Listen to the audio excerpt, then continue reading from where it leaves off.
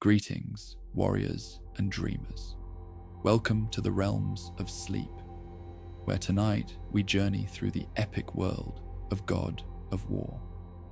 I am your guide through the 9 realms, where ancient gods whisper their secrets and mythic landscapes unfold before us.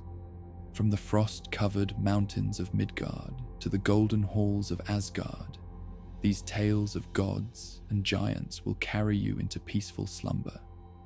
Lay down your weapons, rest your weary head, and allow the legends of these powerful beings to become the landscape of your dreams. The battles have been fought, and now is the time for rest. So close your eyes, brave one. Let the fire of the hearth warm you as we begin our journey through realms both wondrous and dangerous. The first breath of winter had settled across the inlet like a blessing of silence, transforming what once roared with the Leviathan's fury into a mirror of crystalline perfection. Kratos moved through this hushed landscape with measured steps, his boots creating the only sound, soft crunches that seemed almost irreverent against the profound quiet that had claimed this place. The moon hung full and bright above, casting silver light across the frozen surface, each reflected star creating pinpoints of brilliance that stretched toward horizons lost in shadow. He had come here without conscious decision, following paths worn into memory rather than deliberate navigation. The inlet called to him in ways he couldn't articulate, not through mystical compulsion, but through something deeper, more fundamental. Perhaps it was the promise of solitude, or the way this place embodied transformation from chaos to stillness, where once the great serpent's movements had churned water into thunderous waves, now only crystalline silence remained, beautiful and complete. Kratos chose his position with warrior's instinct, close enough to the shore to appreciate the ice's ethereal beauty, yet elevated sufficiently to observe approaches from multiple directions. Old habits died hard, even in moments intended for peace. He settled onto a fallen log, worn smooth by countless seasons, its surface dusted with frost that sparkled like scattered diamonds in the moonlight. From his pack, he withdrew his whetstone and Leviathan axe, the familiar weight of both tools offering comfort through their certainty. The first draw of stone across metal rang clear in the crystalline air, a pure note that seemed to travel far across the frozen inlet before returning as whispered echo. The sound pleased him, clean, purposeful, devoid of the desperate urgency that usually accompanied weapon maintenance in hostile territory. Tonight, this was ceremony rather than necessity, meditation through familiar motion rather than preparation for imminent violence. As he worked, establishing the rhythm that had accompanied him through countless such sessions across realms and years, Kratos allowed his attention to expand beyond the immediate task. The inlet spread before him like a vast jewel, its surface so perfectly still that distinguishing between reflected stars and their originals required deliberate focus. The ice appeared thick enough to support considerable weight, formed during weeks of steady cold that had arrived early this year, transforming liquid chaos into solid serenity. Each stroke of the whetstone brought subtle changes to the axe's edge, microscopic improvements that collectively would make the difference between clean strike and ragged wound when battle inevitably returned. But tonight, that practical purpose felt secondary to the meditative quality of repeated motion, the satisfaction of gradual refinement, the way familiar routine could anchor mind and spirit when contemplation threatened to drift toward less comfortable territories. The silence here was different from other quiet places he had known. Not the oppressive hush of tomb or temple, weighted with ancient menace and watching eyes. Not the tense stillness before battle, when even wind seemed to hold its breath in anticipation of violence. This was peace made manifest, the profound quiet that arose when chaos had been transformed into harmony, when struggle had resolved into rest. It reminded him, in ways both welcome and painful, of evenings spent beside Faye, when her presence had made such moments possible. She had understood the warrior's need for these interludes, times when weapons required attention, not because battle loomed, but because maintenance of tools represented maintenance of self. Sharpen your axe as you sharpen your spirit, she had once observed, watching him work beside their cabin's fire. Both grow dull without regular care, and both serve you poorly when neglected. Her words had carried wisdom he had been too proud to acknowledge fully at the time, though her meaning had proven itself through experience.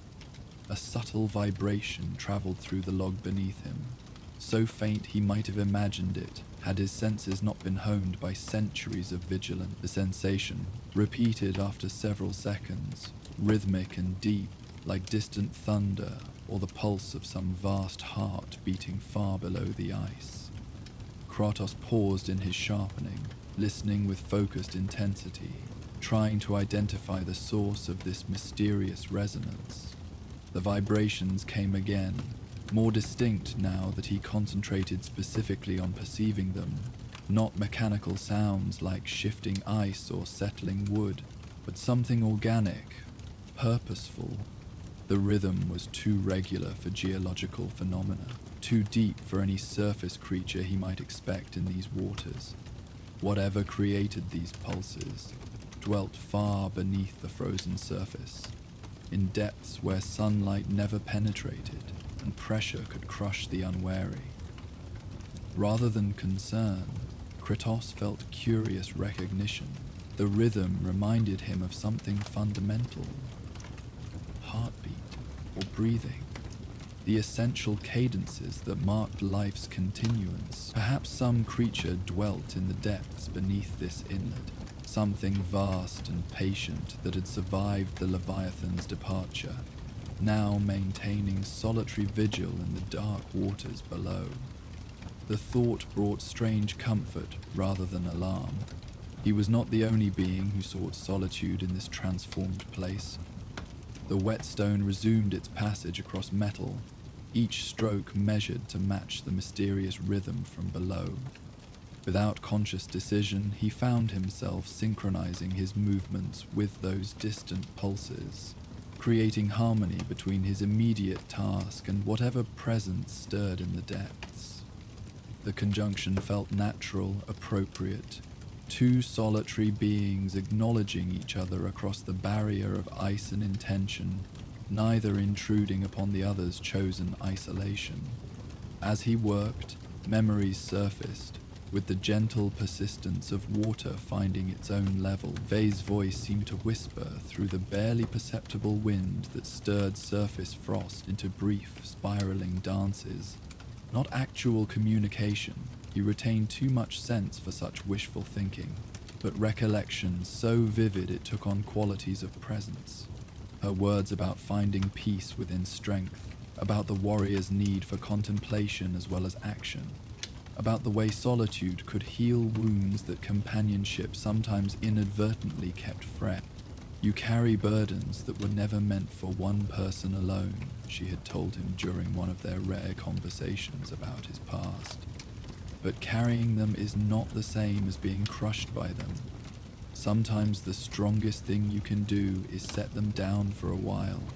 Let yourself breathe without their weight upon your shoulders. He had dismissed such counsel then as impractical sentiment, but time had revealed its accuracy. Moments like this, when weapons could be tended without urgency, when silence offered restoration rather than threat, these proved essential for maintaining balance.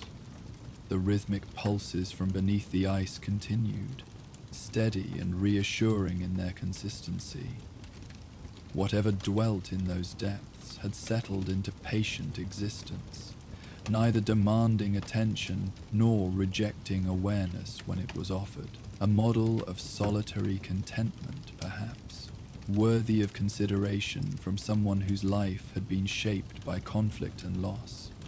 There was wisdom in such acceptance, in finding peace within chosen circumstances, rather than constantly striving to alter them. Kratos tested the axe's edge against his thumb, carefully, with pressure calibrated through long experience to reveal sharpness without drawing blood. The metal sang with perfection, honed to the precise balance between cutting efficiency and durability that his particular fighting style required. Yet he continued the rhythmic sharpening, recognizing that tonight the process served purposes beyond weapon maintenance. Each stroke carried away more than microscopic metal imperfections. It also ground down tension, frustration, the accumulated roughness that battle and responsibility inevitably created in Warrior's spirit. The stars reflected in the ice seemed to pulse in harmony with the mysterious rhythm from below, though he recognized this as perceptual effect rather than cosmic synchronization. Still, the illusion pleased him, the sense that this moment existed in harmony with forces larger than individual will or immediate circumstance. For once, he was neither fighting against fate nor struggling to shape it, merely existing within the present moment, with acceptance rare in his turbulent existence. The cold air carried sense of winter purity, snow and frost, the clean smell of water transformed by temperature into crystalline perfection, the subtle fragrance of pine trees distant enough to add depth without domination. These aromas spoke of seasons turning, as they always had, of natural cycles continuing regardless of divine politics or mortal struggles. There was comfort in such constancy, in recognition that some things remained beyond the reach of gods and monsters alike. A memory surfaced of standing beside another body of water in circumstances far different from tonight's serenity. The rage that had driven him then, the desperate need for answers and vengeance that had made peace impossible, reflection unthinkable. How far he had traveled from that burning anger, not in distance, but in understanding. The fury remained when circumstances required it, but no longer ruled his every moment. Faye had begun that transformation, Atreus had continued it, and time itself had refined it into something approaching wisdom. The whetstone's passage across metal continued its hypnotic rhythm, matched by the gentle pulsing from whatever presence maintained its vigil beneath the ice. Two solitary beings acknowledging existence across barriers of element and intention, sharing this moment without need for communication or contact. The conjunction felt complete in itself, requiring nothing beyond mutual recognition of chosen solitude and the peace it could provide when embraced rather than endured. He thought of Atreus, hopefully sleeping soundly in their distant cabin, surrounded by protections both magical and mundane that would guard his rest. The boy had grown so much from the tentative child who had begun their mountain journey, developing into someone capable of carrying forward lessons learned and wisdom gained. That progress meant Kratos could allow himself these moments of solitary reflection without constant worry, could trust that preparations made and knowledge shared would serve when needed.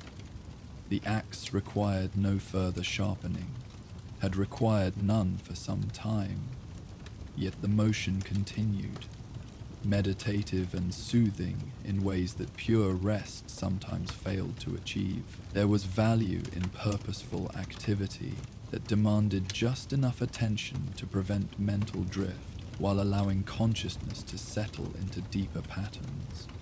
Warriors knew this instinctively.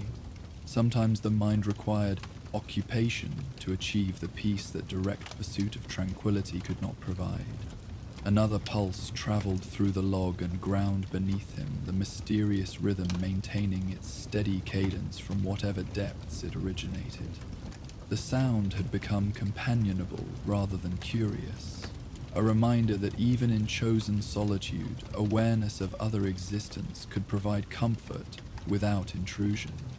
He was alone, but not isolated, separate, but somehow connected to the larger patterns of life that continued around and beneath him. The reflected stars shifted slightly as barely perceptible current moved water beneath the ice, creating momentary distortions in the celestial mirror before returning to crystalline clarity.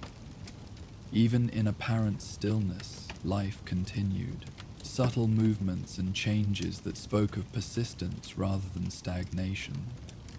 The inlet had not died when the Leviathan departed.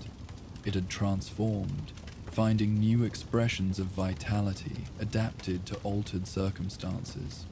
Time moved differently in such moments, measured not by external markers but by internal rhythms. Breathing, heartbeat, the steady passage of whetstone across metal. Minutes might have passed, or hours. The distinction seemed irrelevant when purpose aligned with peace in rare harmony. This was luxury seldom available to warriors. Time without urgency, solitude without vigilance, strength without the need to prove or defend it. Faye's presence seemed strongest in such moments, not as memory or wishful imagination, but as integrated part of his ongoing existence. Her influence had become woven into his responses, her wisdom incorporated into his decision-making, her love transformed into capacity for nurturing others that had surprised him with its naturalness. She had not departed when her physical form failed. She had become part of who he was, traveling with him in ways that death could not touch. The mysterious pulse from beneath the ice seemed to acknowledge this recognition, its rhythm taking on qualities almost of approval or encouragement. Perhaps that vast presence in the depths understood something about persistence and transformation, about finding new ways to exist when old forms were no longer possible. There was comfort in such kinship, even across barriers of species and element. His breathing had synchronized with both the whetstone's rhythm and the pulses from below, creating triple harmony that felt as natural as walking or speaking. Body, activity, and environment aligned in perfect cooperation, each element supporting the others without strain or artificial effort. Such moments were gifts, rare conjunctions when everything fell into proper relationship without conscious manipulation or forced coordination. The wind that stirred frost crystals into brief, spiraling dances carried what might have been whispers. Sounds so faint they hovered at the threshold between perception and imagination. Not voices speaking words, but something more fundamental. The sound of contentment, of peace achieved rather than peace imposed. If Faye's presence lingered anywhere, it would be in such gentle communications, in the way natural phenomena could seem to carry meaning for those prepared to receive it. Kratos allowed the whetstone to rest against his palm, its work complete, but its comfort continuing through familiar weight and texture. The axe gleamed in moonlight, edge perfect for whatever purposes might eventually require its use. But tonight those purposes seemed distant and theoretical, less important than this moment of harmony achieved between warrior and solitude, between strength and rest. The pulsing from beneath the ice continued its steady rhythm, that mysterious presence maintaining its patient vigil in dark waters where pressure and cold created environment utterly foreign to surface dwellers. Yet life persisted there, as it persisted everywhere, adapting to circumstances that might seem impossible, finding ways to thrive in conditions that would destroy the unprepared. There was lesson in such persistence, model worth contemplating for anyone whose existence had been shaped by constant adaptation to hostile circumstances. Stars wheeled slowly overhead, their reflected twins shifting subtly as imperceptible currents moved through water beneath the ice. Time continued its passage, but gently, without the urgency that usually marked its flow. Tonight belonged to contemplation and rest, to the rare luxury of strength that need not prove itself, of vigilance that could relax without abandoning responsibility. These were gifts not to be squandered through impatience or artificial acceleration. The cold had settled into his bones without discomfort, clean cold that clarified rather than numbed, that spoke of purity rather than hostility. His body had adapted to such conditions through necessity, but tonight the adaptation felt like harmony rather than mere survival. He belonged in this crystalline silence as surely as he belonged anywhere, part of the larger pattern that included the mysterious presence below and the wheeling stars above. Memory brought him another of Faye's observations. Strength without wisdom becomes destruction. Wisdom without strength becomes helplessness. But when they're balanced, when they support each other, she had not finished the sentence, leaving him to discover through experience what such balance might achieve. Tonight, in this moment of perfect equilibrium between power and peace, he understood what she had meant. The whetstone resumed its gentle passage across metal, not because further sharpening was needed, but because the motion itself had become meditation, connection to purposes beyond immediate utility. Each stroke carried intention without urgency, care without anxiety, the satisfaction of work well done combined with acceptance of work that was never truly finished. Like the warrior's path itself, weapon maintenance was process rather than achievement, journey rather than destination. Beneath the ice, that patient presence continued its steady pulse, heartbeat of something vast and mysterious that had found peace in solitary depths. Their vigils paralleled each other, surface and depth, air and water, temporary and possibly eternal, yet connected through shared understanding of what solitude could offer when embraced rather than endured. Neither was truly alone while such recognition persisted. The night deepened around him, darkness becoming richer rather than more oppressive, silence growing more profound without becoming empty. This was fullness disguised as void, presence that spoke through absence, strength that revealed itself through willingness to simply be rather than constant need to act.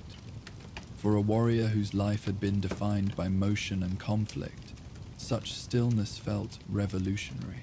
His breath emerged in silver clouds that dissipated quickly in the dry air, each exhalation carrying away tension and worry, each inhalation drawing in clarity and calm. The rhythm had become natural, unconscious, body and spirit working in harmony to maintain balance that required no conscious effort. This was how peace felt when genuine. Not forced tranquility, but authentic rest. The whetstone sang its small song against metal, each note pure and clear in the crystalline air. The sound traveled far across the frozen surface before returning as whispered echo, creating brief conversation between action and response, intention and consequence. There was beauty in such simplicity, in the way purposeful work could become art without pretension or artificial elevation. Time flowed like honey through winter air, slowly, sweetly, without the bitter urgency that usually marked its passage. Minutes became eternal while hours passed unnoticed. Linear progression transformed into cyclical rhythm that matched breathing, heartbeat, the steady pulse from depths below. This was time as it should be experienced, fully, consciously, without the desperate grasping that usually characterized mortal relationship with temporal flow. The stars reflected in the ice seemed to breathe with the mysterious presence below, creating illusion of cosmic participation in this small moment of harmony. Reality or perception mattered less than the comfort such apparent connection provided, the sense that individual experience participated in patterns larger than personal circumstance. Even solitude could be shared when properly understood. Faye's voice seemed to whisper through the gentle wind, "You are never as alone as you believe, never as separate as fear suggests. Every moment of genuine peace you allow yourself becomes peace available to others. Every instance of authentic strength you claim becomes strength others can draw upon. You are connected to everything, even when you cannot see the threads." The truth of these remembered words settled into his awareness like snow accumulating on still water. Gently, naturally, without disturbance to what lay beneath, connection persisted even in solitude, perhaps especially in solitude, when the noise of interaction could not obscure subtler communications. He was part of something larger whether he acknowledged it or not. Tonight he chose acknowledgement over isolation. The pulse from beneath the ice seemed to strengthen momentarily, that mysterious presence asserting itself just enough to confirm continued existence before settling back into patient rhythm. Whatever dwelt in those depths had achieved balance between presence and withdrawal, between assertion and acceptance. There was wisdom in such moderation, in knowing when to emerge and when to remain hidden. His own existence had swung between extremes of visibility and concealment. The god of war whose rage was legend, the hermit who sought only to be forgotten. Perhaps true wisdom lay in finding middle ground, in being present without domination, strong without oppression, protective without possessiveness. The balance Faye had helped him begin to understand, that Atreus continued to teach him through simply being the person he was becoming. The whetstone's work was complete, but the motion continued because completion was not the point. The point was presence, awareness, the willing participation in moments that offered rest to spirits usually driven by necessity and purpose. Warriors rarely enjoyed such luxury. When it appeared, wisdom suggested embracing it fully rather than rushing toward the next challenge. Around him, the frozen inlet maintained its crystalline perfection. Stars above and below creating double infinity that spoke of possibilities beyond immediate comprehension. Beauty existed here without purpose beyond its own being. Perfect because it needed nothing from observers beyond appreciation. Such appreciation was gift freely given and freely received, requiring nothing beyond willingness to see what was actually present. The mysterious rhythm from below had become so familiar it felt like part of his own internal processes. Heartbeat or breathing made audible through environmental amplification. Synchronization was complete now, his existence harmonized with that patient presence in ways that required no understanding beyond recognition. Two solitary beings sharing the same moment across barriers that connected rather than separated. This was peace as it should be, not emptiness but fullness. Not withdrawal but engagement, not defeat but victory achieved through acceptance rather than conquest. The warrior's greatest triumph might be knowing when not to fight, when to let strength serve rest rather than conflict. Tonight, surrounded by crystal silence and accompanied by mysterious depths, he had found such triumph. The night continued its patient passage overhead, stars wheeling slowly through courses established before gods or mortals had names. Time moved because it must, but gently, without the harsh urgency that usually drove its flow. There was beauty in such constancy, in the way celestial rhythms continued regardless of terrestrial struggles. offering perspective that transcended immediate circumstance. His breathing had become so synchronized with the pulse from below that distinguishing between them required conscious effort. Two rhythms had become one, surface dweller and depth inhabitant unified through shared participation in this moment of perfect stillness. Such unity needed no explanation beyond its own existence, no justification beyond the peace it provided. The whetstone rested now against his palm, its work finished but its presence continuing to offer comfort through familiar weight and texture. The axe gleamed in starlight, edge perfect for whatever future might require, but those requirements seemed distant and theoretical compared to the immediate reality of crystalline silence and mysterious companionship from the depths. As the night reached its deepest hour, when darkness achieved its fullest expression before beginning subtle turn toward dawn, Kratos allowed himself complete surrender to this rare moment. The warrior's vigilance relaxed without disappearing. Strength remained without tension. Awareness continued without anxiety. This was rest as gods had perhaps intended before power corrupted purpose, before strength became domination rather than protection. The pulse beneath the ice maintained its steady rhythm, that patient presence keeping faithful vigil in dark waters where pressure created environment as foreign to surface dwellers as any alien realm. Yet life persisted there, had found ways to thrive in conditions that would destroy the unprepared. There was lesson in such adaptation, model worth remembering when circumstances demanded flexibility rather than rigid resistance. In the distance, barely audible above the profound silence, wind moved through pine boughs with sound like distant whispers or gentle breathing. The forest maintained its own rhythms, its own patterns of rest and activity, part of the larger web of existence that included solitary warriors and mysterious depth dwellers alike, all connected, all participating in cycles larger than individual understanding. The cold had become companion rather than adversary, clear and clean without bite of malice. His body had adapted completely now, finding harmony with environment rather than merely enduring it. Such adaptation felt natural tonight, appropriate to circumstances that invited cooperation rather than conflict. Even elements could be allies when approached with proper intention.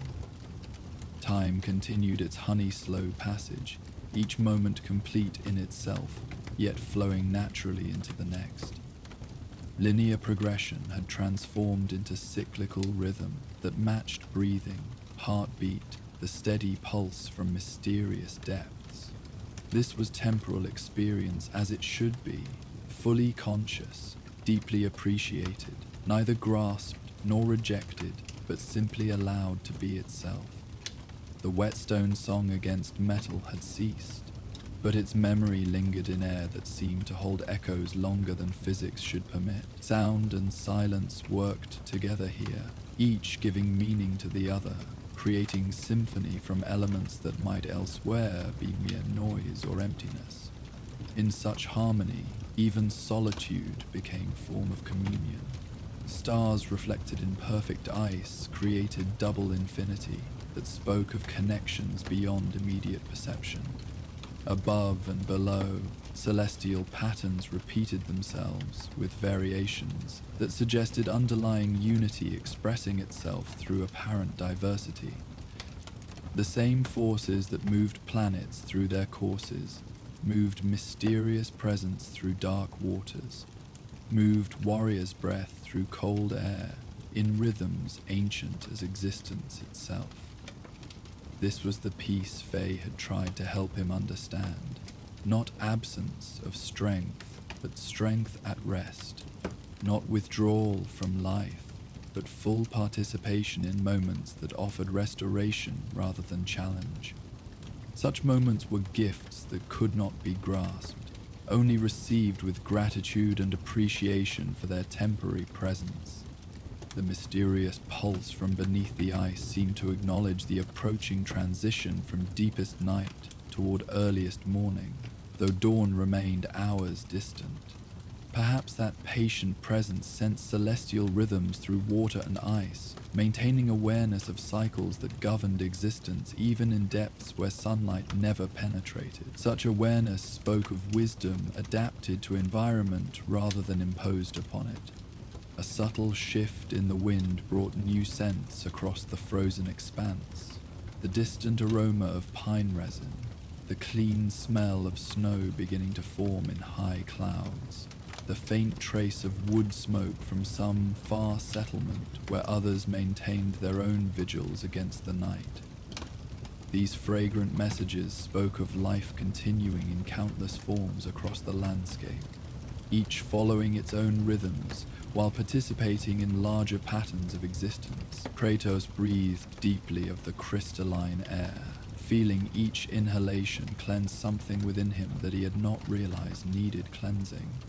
The cold burned away more than physical impurities. It seemed to clarify thoughts that had grown tangled with worry and responsibility, emotions that had accumulated like dust in unused corners of his awareness. In this profound silence, he could perceive the shape of his own existence with unusual clarity. The pulse beneath the ice had grown so familiar it seemed to emanate from within his own chest, as if his heart had synchronized completely with whatever vast presence maintained its patient vigil in the dark waters below. This unity felt natural rather than strange, connection rather than intrusion. Two solitary beings had found companionship across barriers of element and species, sharing the same moment of crystalline peace. He thought of the countless nights he had spent in vigilance over the years, standing watch against enemies real and imagined, maintaining alertness against threats that might emerge from darkness or design. How different this felt. This vigilance without urgency, this awareness without anxiety. Tonight, strength served contemplation rather than conflict. Power rested rather than strained against constraint. The whetstone lay warm in his palm despite the cold, its familiar weight offering comfort that transcended mere physical sensation. This simple tool had accompanied him through battles and quiet moments alike, had served purposes both practical and meditative across years of wandering and conflict.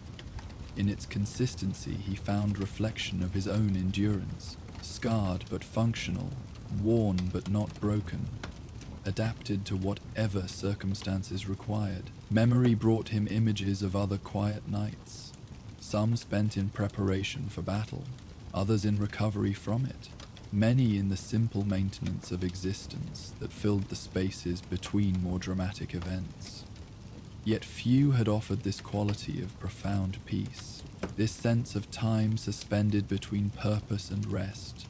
Such moments were gifts that could not be earned or demanded, only received with gratitude when they appeared. The stars reflected in the ice seemed to pulse with their own rhythm now, creating illusion of cosmic breathing that matched the mysterious presence below and his own steady inhalation and exhalation. Reality and perception blended in ways that mattered less than the comfort such apparent harmony provided. Everything was connected in this moment. Earth and sky, surface and depth, solitude and companionship. A memory surfaced of Faye speaking about the way water remembered everything it had touched, carried within itself traces of every shore it had caressed, every raindrop that had joined its flow. Like us, she had said, watching river current carry leaves downstream. We carry everyone we've known, every place we've been. Nothing is ever truly lost, just transformed. Her words had seemed fanciful then. Tonight, they resonated with profound truth. The inlet itself embodied such transformation, from chaos to calm, from the Leviathan's violent domain to this mirror of celestial beauty. What had once been battlefield now served as sanctuary, proof that even the most turbulent circumstances could give way to peace when proper conditions aligned. There was hope in such transformation, promise that his own existence might continue evolving in directions he could not yet imagine. The rhythmic pulse from below seemed to grow stronger as these thoughts took shape. That mysterious presence, perhaps responding to recognition of shared understanding. Both had found ways to exist peacefully within environments that had once known only violence. Both had discovered that patient endurance could transform the nature of experience itself. In such recognition, true companionship was born. The cold had become so natural he barely noticed it now, his body's adaptation complete and comfortable. What had initially required conscious acceptance now felt like harmony, proof that even harsh conditions could become allies when approached with proper intention. The lesson extended beyond physical comfort to encompass life's broader challenges. Resistance created suffering, while acceptance opened possibilities for unexpected peace. His breathing had deepened without conscious direction, each exhalation carrying away tension he had not realized he was holding, each inhalation drawing in clarity that penetrated deeper than ordinary awareness. The rhythm matched the pulse from below, matched the subtle shift of reflected stars, matched something fundamental about existence itself that was usually obscured by the noise of daily struggle. The whetstone resumed its gentle passage across the axe's already perfect edge, not because improvement was needed, but because the motion itself had become meditation. Connection to purposes that transcended immediate utility. Each stroke carried intention without urgency, care without anxiety, the satisfaction of work well done, combined with acceptance that such work was never truly finished. Around him, the frozen inlet maintained its crystalline perfection, beauty that existed for its own sake, without need for witness or appreciation. Yet consciousness enhanced rather than diminished such beauty. Awareness adding dimensions that pure aesthetics alone could not provide. Observer and observed enriched each other through the simple act of recognition. Time continued its honey-slow passage, each moment complete in itself, yet flowing naturally into the next. Past and future seemed equally distant and irrelevant compared to the eternal present that had claimed this place, this moment, this rare conjunction of circumstances that permitted such profound rest. Linear progression had transformed into cyclical rhythm that recognized no beginning or end. The mysterious presence below had become so integrated into his awareness that distinguishing between its pulse and his own heartbeat required conscious effort. Such unity spoke of connections that transcended physical separation, bonds that could form across any barrier when recognition was mutual and authentic. He was not alone while such communion persisted. Faye's voice seemed to whisper through the crystalline air. Peace is not the absence of strength, but strength at rest. When you learn to carry power without being carried away by it, when you can be strong without needing to prove it, then you discover what true mastery means. The words settled into his consciousness like snowflakes on still water, gently, naturally, becoming part of the landscape they touched. The truth of such wisdom revealed itself through present experience. Tonight, his strength served contemplation rather than conquest.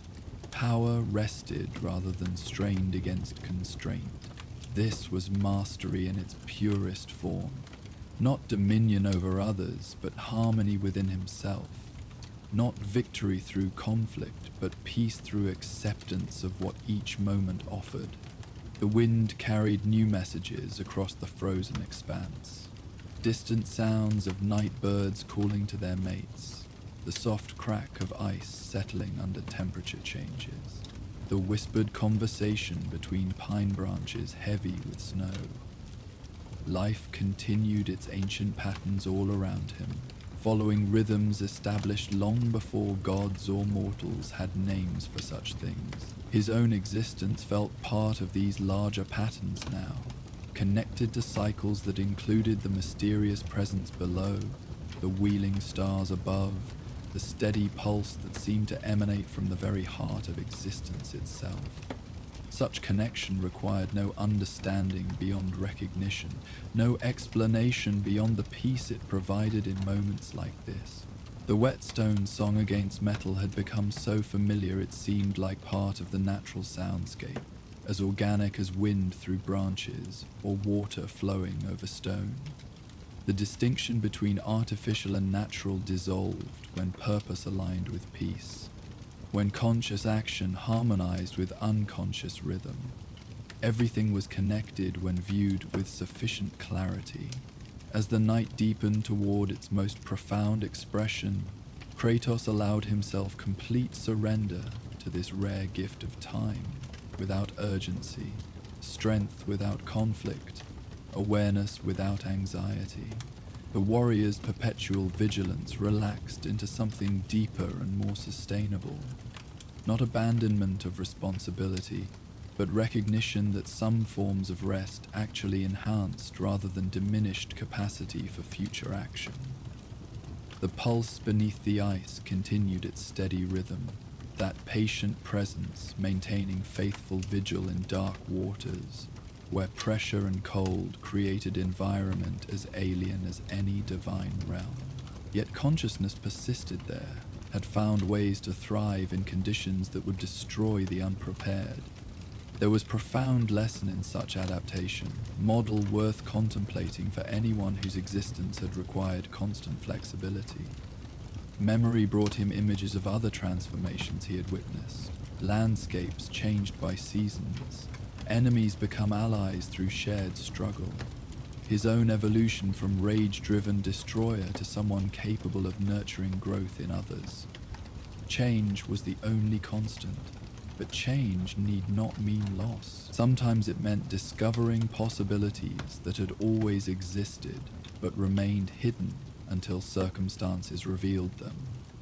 The crystalline air seemed to hold echoes longer than physics should permit, creating sensation of conversation between present action and its reflection, between intention and consequence. In such dialogue between doing and being, between effort and acceptance, wisdom emerged that could not be grasped directly, but only received through patient attention to what each moment offered. The stars reflected in perfect ice created patterns that seemed to shift and flow despite the frozen surface's immobility.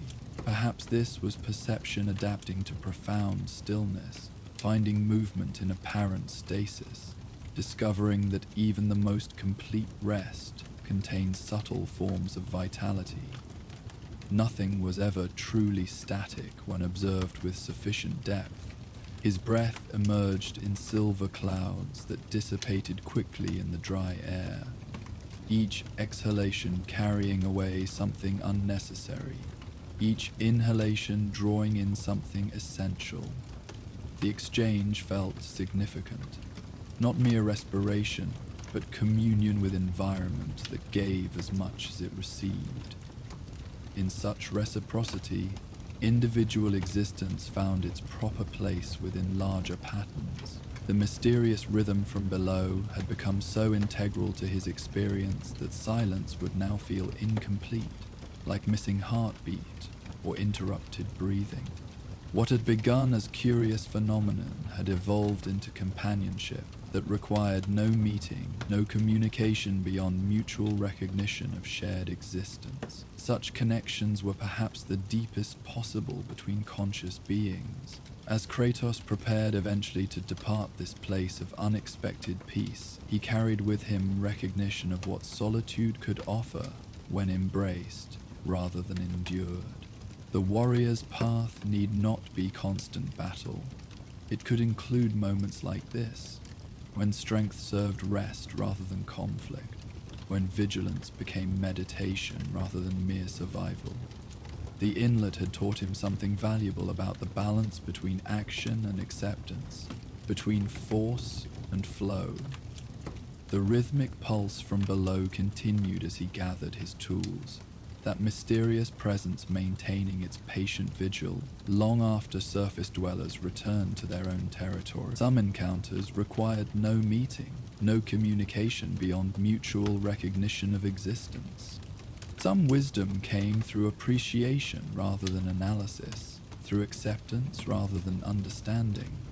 The frozen inlet remained perfect in its crystalline silence as he prepared to leave, stars above and below creating double infinity that would continue long after individual observers departed. Beauty persisted without audience, peace existed without witness, but both were enhanced by conscious appreciation when it was offered freely and without demand for reciprocation. In carrying this moment forward, he would carry also the recognition that peace was always available to those willing to receive it, that strength could serve rest as well as conflict, that even the warrior's path included opportunities for harmony when approached with appropriate intention. The pulse beneath the ice would continue, the stars would wheel in their courses, and somewhere in the balance between action and acceptance, wisdom would continue to reveal itself to those prepared to recognize its presence.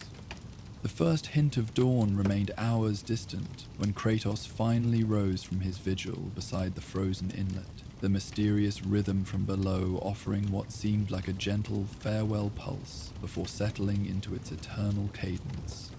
He secured the perfectly sharpened axe at his side and shouldered his pack with movements that carried the inlet's crystalline stillness within them, not as memory, but as integrated part of who he was becoming. The peace discovered here would travel with him, a foundation upon which other moments of clarity might build. As he turned from the star-mirrored surface toward the forest paths that would eventually lead home, his breath emerged in silver clouds that caught the moonlight like visible prayers offered to the patient darkness. The night air carried promises of snow to come, of winter deepening into its most profound expression, of seasons turning as they always had regardless of mortal struggles or divine politics.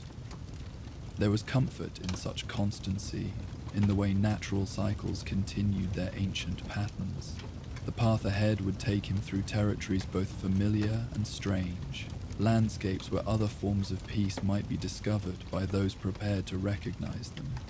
He thought of the high mountain passes where wind carved sculptures from snow and stone, where solitude took different forms, but offered similar gifts to those willing to receive them.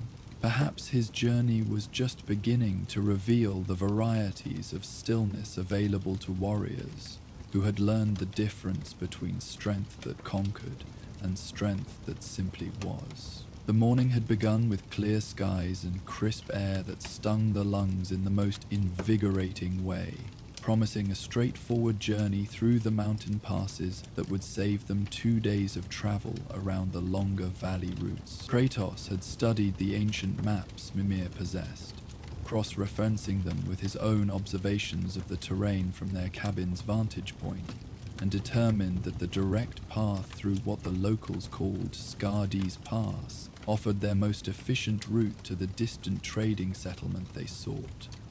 Atreus had greeted the prospect with enthusiasm, his pack secured and bow ready before his father had finished explaining their intended route. The boy's eagerness for exploration had grown with each journey, his confidence in navigating unfamiliar terrain matching his increasing skill with both weapon and woodcraft. What had once required careful guidance now flowed from natural instinct, developed through countless hours spent learning to read the subtle signs that distinguished safe passage from potential hazard. The pass earned its name from more than mere association with the goddess, Mimir had explained as they departed their cabin in the pre-dawn darkness. Ancient hunters believed Skadi herself walked these particular mountains, blessing those who showed proper respect, while misleading travelers who approached with arrogance or greed. The stories may contain more truth than typically assumed. Kratos had acknowledged this information with characteristic pragmatism, neither dismissing the possibility of divine presence nor allowing superstition to influence practical planning. Throughout his existence, he had encountered sufficient evidence of godly intervention to maintain healthy caution, yet also recognized how mortal imagination often attributed supernatural causes to natural phenomena, perfectly explainable through careful observation. Their initial progress had validated the route's promise. The trail winding steadily upward through increasingly spectacular terrain without presenting significant obstacles. Ancient cairns marked the path at regular intervals, weathered stone monuments that spoke of centuries of use by travelers, seeking the same advantages of direct passage through otherwise forbidding landscape. The first hints of changing weather had appeared near midday, subtle shifts in wind direction and atmospheric pressure that Kratos recognized from long experience with mountain conditions. What began as occasional wisps of cloud clinging to distant peaks gradually thickened into more substantial formations, their movements suggesting developing system that might bring more than casual precipitation. Weather's turning, he observed to Atreus, who had been studying interesting rock formations they encountered rather than monitoring atmospheric conditions. We may need to seek shelter if conditions deteriorate significantly. The boy looked up from examining fossilized remains embedded in roadside stone, immediately scanning the sky with newly focused attention. His ability to shift from casual observation to tactical awareness had improved markedly during their travels, reflecting maturation that extended beyond mere physical growth into practical wisdom essential for survival in unpredictable environments. "How long do we have?" he asked, calculating distance to potential shelter against likely timeline for weather systems arrival. "An hour, perhaps two, before serious snowfall begins," Kratos estimated, studying cloud formations with experienced assessment. "The pass ahead narrows considerably. Poor visibility there could prove treacherous, but the same narrow walls might offer protection if we can reach appropriate shelter point." They quickened their pace without sacrificing caution, years of shared travel having established efficient rhythm for such situations. Atreus matched his father's increased speed naturally, his endurance having developed to levels that no longer required adjustment of overall group capability. Where once Kratos had needed to moderate his natural pace to accommodate his son's limitations, now they moved as unified team whose individual strengths complemented rather than constrained collective effectiveness. The trail began its descent into Skadi's Pass proper as the first snowflakes appeared, individual crystals drifting lazily through increasingly still air, their intricate structures visible briefly before melting against exposed skin or accumulating on clothing and equipment. The beauty of fresh snowfall never failed to inspire quiet appreciation, even in circumstances where practical concerns dominated immediate attention. "It's starting," Atreus noted unnecessarily, extending his palm to catch several flakes for closer examination before they dissolved.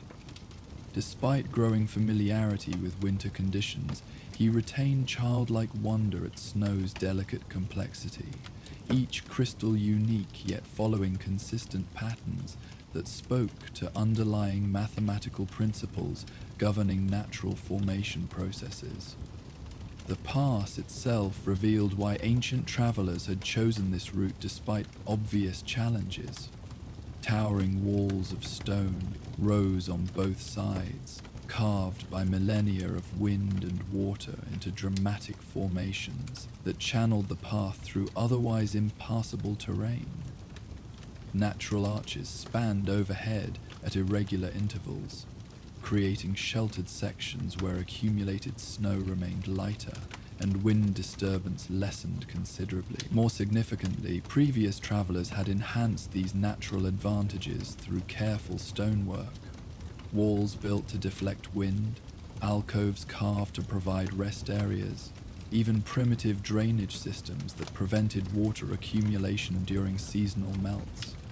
The engineering might appear crude compared to more sophisticated construction, yet demonstrated thorough understanding of local conditions and practical solutions developed through generations of use. Someone spent considerable effort making this passage viable, Kratos observed, appreciating both the skill and dedication required for such improvements. Throughout his travels, he had learned to recognize signs of competent craftwork, respecting those who applied their abilities toward beneficial rather than destructive purposes. The snowfall intensified as they progressed deeper into the pass, individual flakes becoming dense curtains that reduced visibility significantly, while creating ethereal atmosphere that transformed familiar mountain environment into something approaching magical realm. Sound became muffled, their footsteps and conversations absorbed by the accumulating snow that deadened echoes normally bouncing between stone walls. There, Atreus pointed ahead, to where the path widened into small circular area, sheltered by overhanging rock formations. That looks like it was designed for exactly this situation. His assessment proved accurate. The widened area contained obvious signs of frequent use as temporary shelter, including stone-laned fire pits surrounded by flat rocks suitable for seating, with alcoves carved into surrounding walls providing storage for emergency supplies or protection from wind. Most remarkably, the entire area remained relatively clear of snow accumulation despite the increasing intensity of precipitation, suggesting sophisticated understanding of air currents and weather patterns by those who had enhanced this natural refuge. They established their temporary camp with practiced efficiency, Kratos gathering appropriate fuel while Atreus cleared the existing fire pit and prepared their modest supplies. The shelter's design became more apparent as they worked, every detail positioned to maximize comfort and safety while minimizing exposure to the elements that could make such refuge necessary.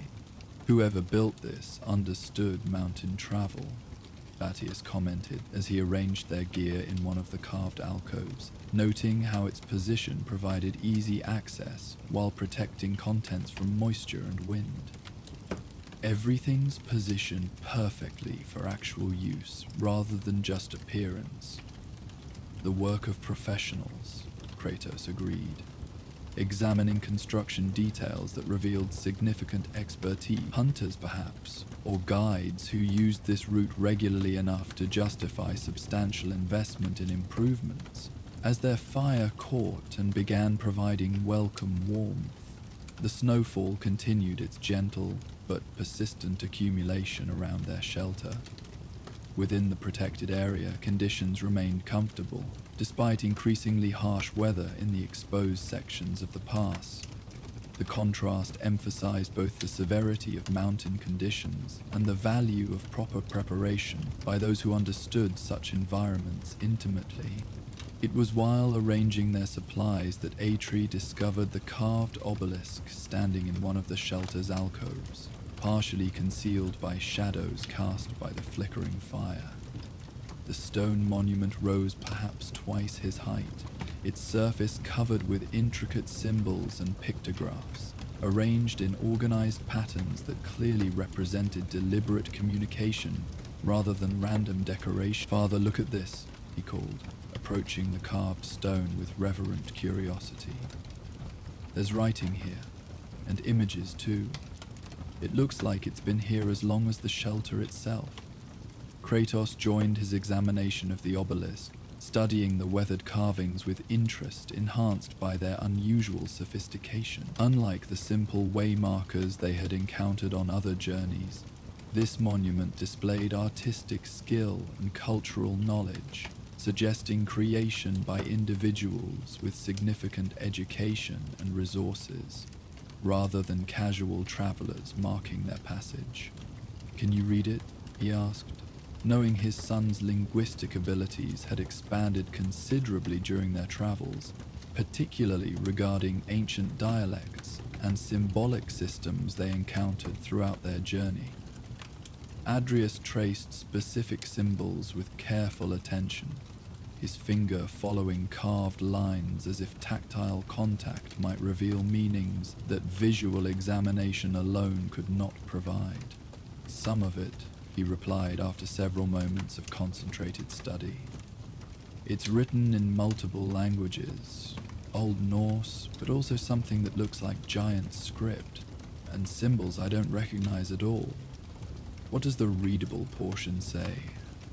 "It's about Skadi," the boy answered, his voice taking on the measured cadence he used when translating complex materials, "about her connection to this place specifically. It says she walked these mountains in the earliest days, teaching the art of survival to those who approached with proper respect." He paused, examining more symbols, and something about stillness. "The peace found in winter's embrace, when struggle ceases and awareness expands." The reference to stillness resonated with their current circumstances, surrounded by the gentle hush of falling snow, while sheltered from the elements in refuge created by thoughtful preparation outside their protected alcove. The storm continued its quiet work of transforming the landscape, each flake contributing to cumulative change that would leave the world appearing fundamentally different despite the gradual nature of individual contributions. "There's more," Atreus continued, his translation becoming more confident as familiar patterns emerged from the archaic text. Stories of travelers who found wisdom in forced pauses, who discovered that interruptions to planned journeys often led to insights more valuable than reaching intended destinations on schedule. "Philosophy carved in stone," Mimir commented from his position near the fire, where he had been observing their investigation with scholarly interest. "The ancient peoples often used such monuments to share deeper wisdom alongside practical information, combining navigation aids with spiritual guidance for those capable of appreciating both layers of meaning." The carved images surrounding the text supported these philosophical themes, depicting human figures in various poses of contemplation and observation, rather than action or conflict. Some showed individuals seated in meditation, others standing with arms raised towards sky or mountain peaks, all conveying sense of harmony with natural environment rather than domination over it. One particular scene caught Atreus's attention, a detailed carving showing what appeared to be a family group, 2 adults and a child, seated around a fire much like their own current arrangement. The figures were rendered with remarkable skill, their expressions conveying contentment and connection despite the simple setting. Above them, carved wolves watched from a respectful distance, their presence protective rather than threatening. "This scene," Atreus said, tracing the carved figures with gentle reverence. "It's almost like someone saw us coming and prepared this reminder that we're part of something larger, a continuing story of travelers finding shelter and wisdom in this place." The realization sent a gentle chill through both father and son, not of fear but of profound recognition. They were indeed part of an ancient pattern, following in footsteps of countless others who had sought passage through these mountains and discovered something greater than mere transit. The obelisk served not just as historical record, but as living testament to enduring human experiences that transcended individual circumstance. "The carving includes details that match our situation precisely," Kratos observed, studying the scene with growing wonder. "The arrangement of the fire pit, the positioning of the alcoves, even the way the wolves maintain their watching distance. all exactly as we have experienced. Mimir's voice carried unusual reverence as he spoke.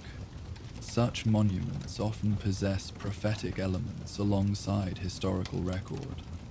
The ancients understood time differently than we do, seeing past, present, and future as interconnected rather than strictly sequential.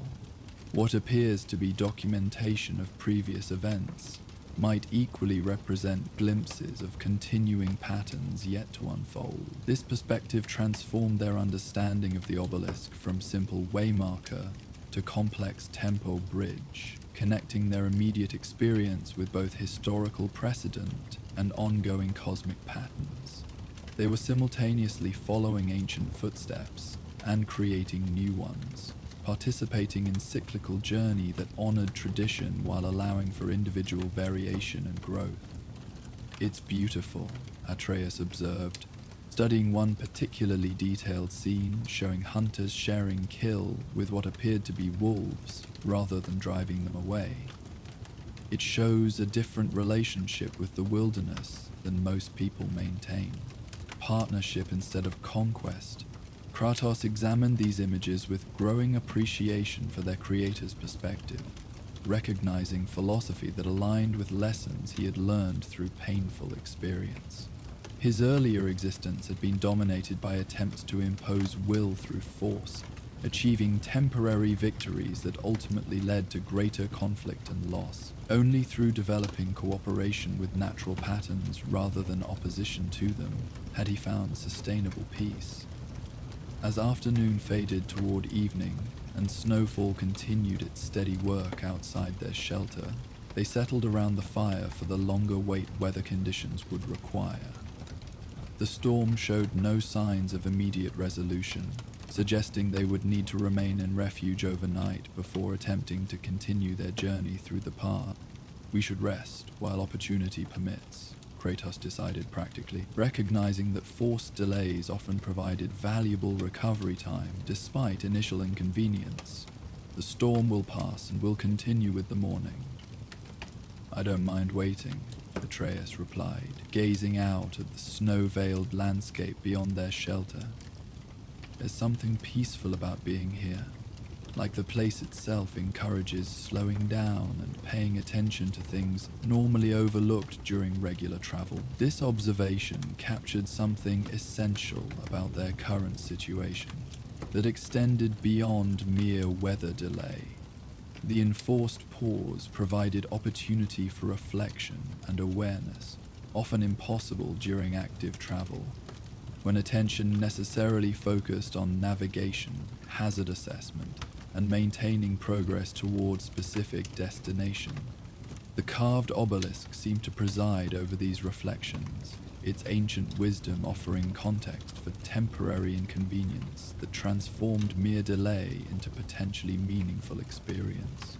Rather than frustration at interrupted plans, the monument suggested embracing such pauses as opportunities for insights available only when normal activity patterns were suspended. The carvings mentioned spirits that watch over travelers in these mountains, Atreus noted, returning his attention to the monument's more mysterious passages. Snow wolves blessed by Skadi herself, appearing to those who demonstrate proper respect for wilderness and its patterns.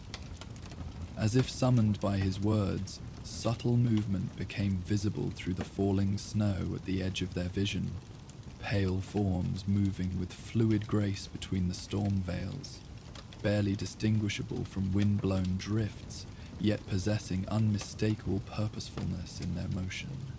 The shapes appeared and vanished like memories at the threshold of consciousness, present enough to register awareness, yet elusive enough to question their reality. "Do you see them?"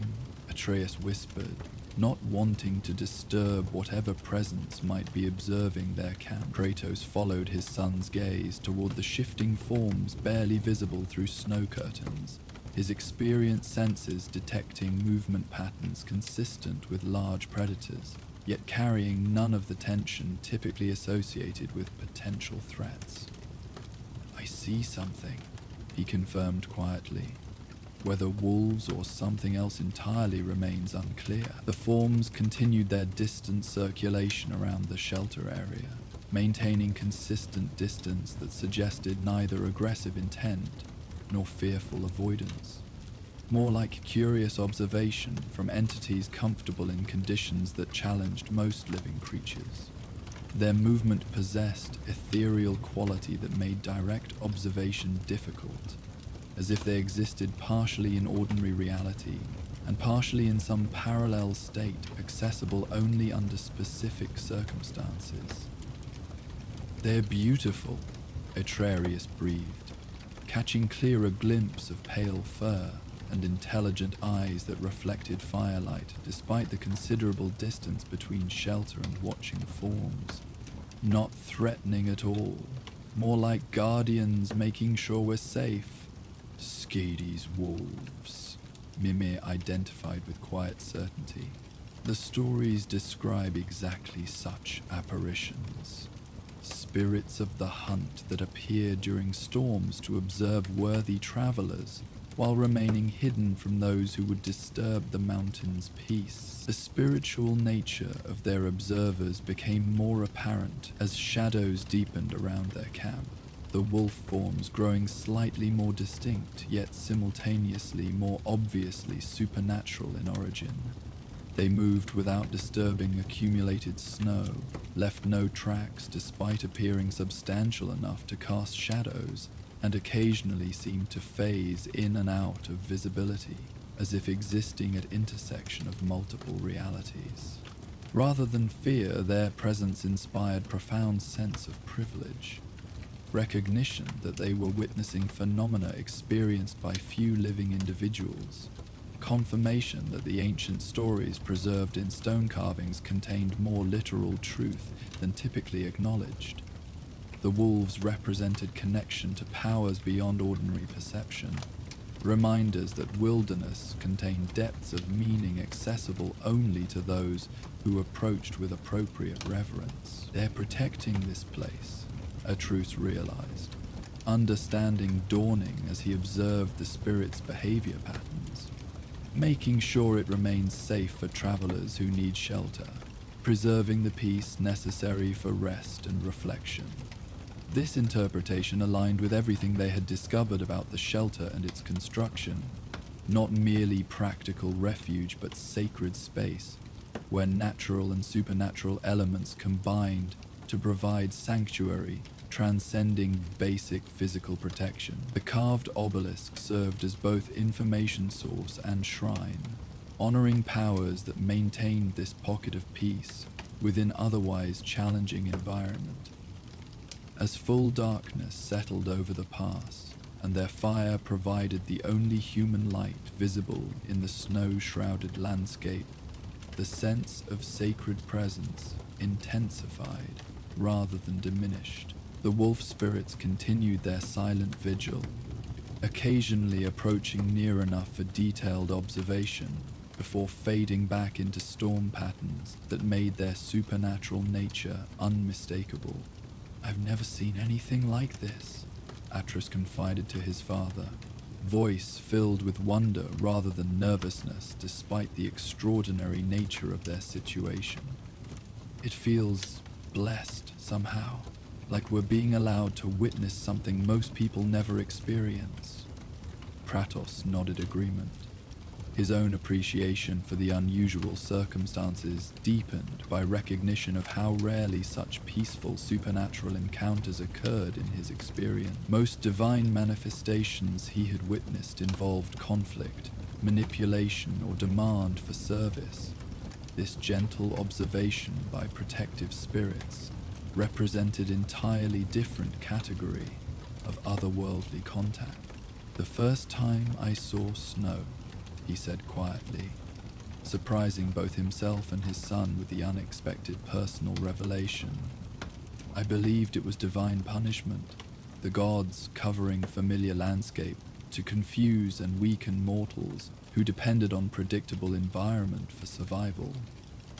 Atreus turned from watching the wolf spirits to focus complete attention on his father, recognizing the rarity of such spontaneous sharing of childhood memories. Throughout their relationship, Kratos had revealed little about his early experiences, making any glimpse into his past particularly precious.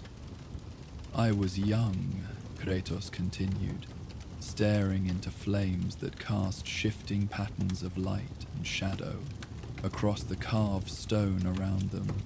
"Perhaps no older than you are now.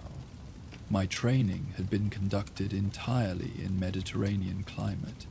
I had never experienced winter as understood in northern realms." The admission contained vulnerability, rarely displayed, acknowledgement of ignorance and fear from someone whose adult existence had been defined by competence and controlled power. For Atreus to witness his father's recollection of youthful uncertainty represented trust that had developed gradually through countless shared experiences of mutual dependence and support. "What changed your mind?"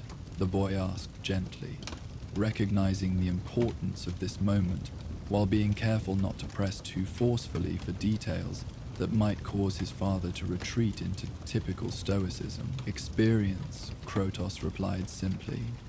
"Learning that snow could provide insulation as well as exposure, concealment as well as visibility, beauty as well as hardship. Understanding that natural phenomena serve multiple purposes simultaneously, that initial impressions often reveal only surface characteristics of much deeper realities." He gestured toward their current surroundings. The shelter that protected them from harsh conditions while providing space for reflection and wonder. The storm that had forced pause in their journey while creating opportunity for extraordinary encounter with supernatural guardians.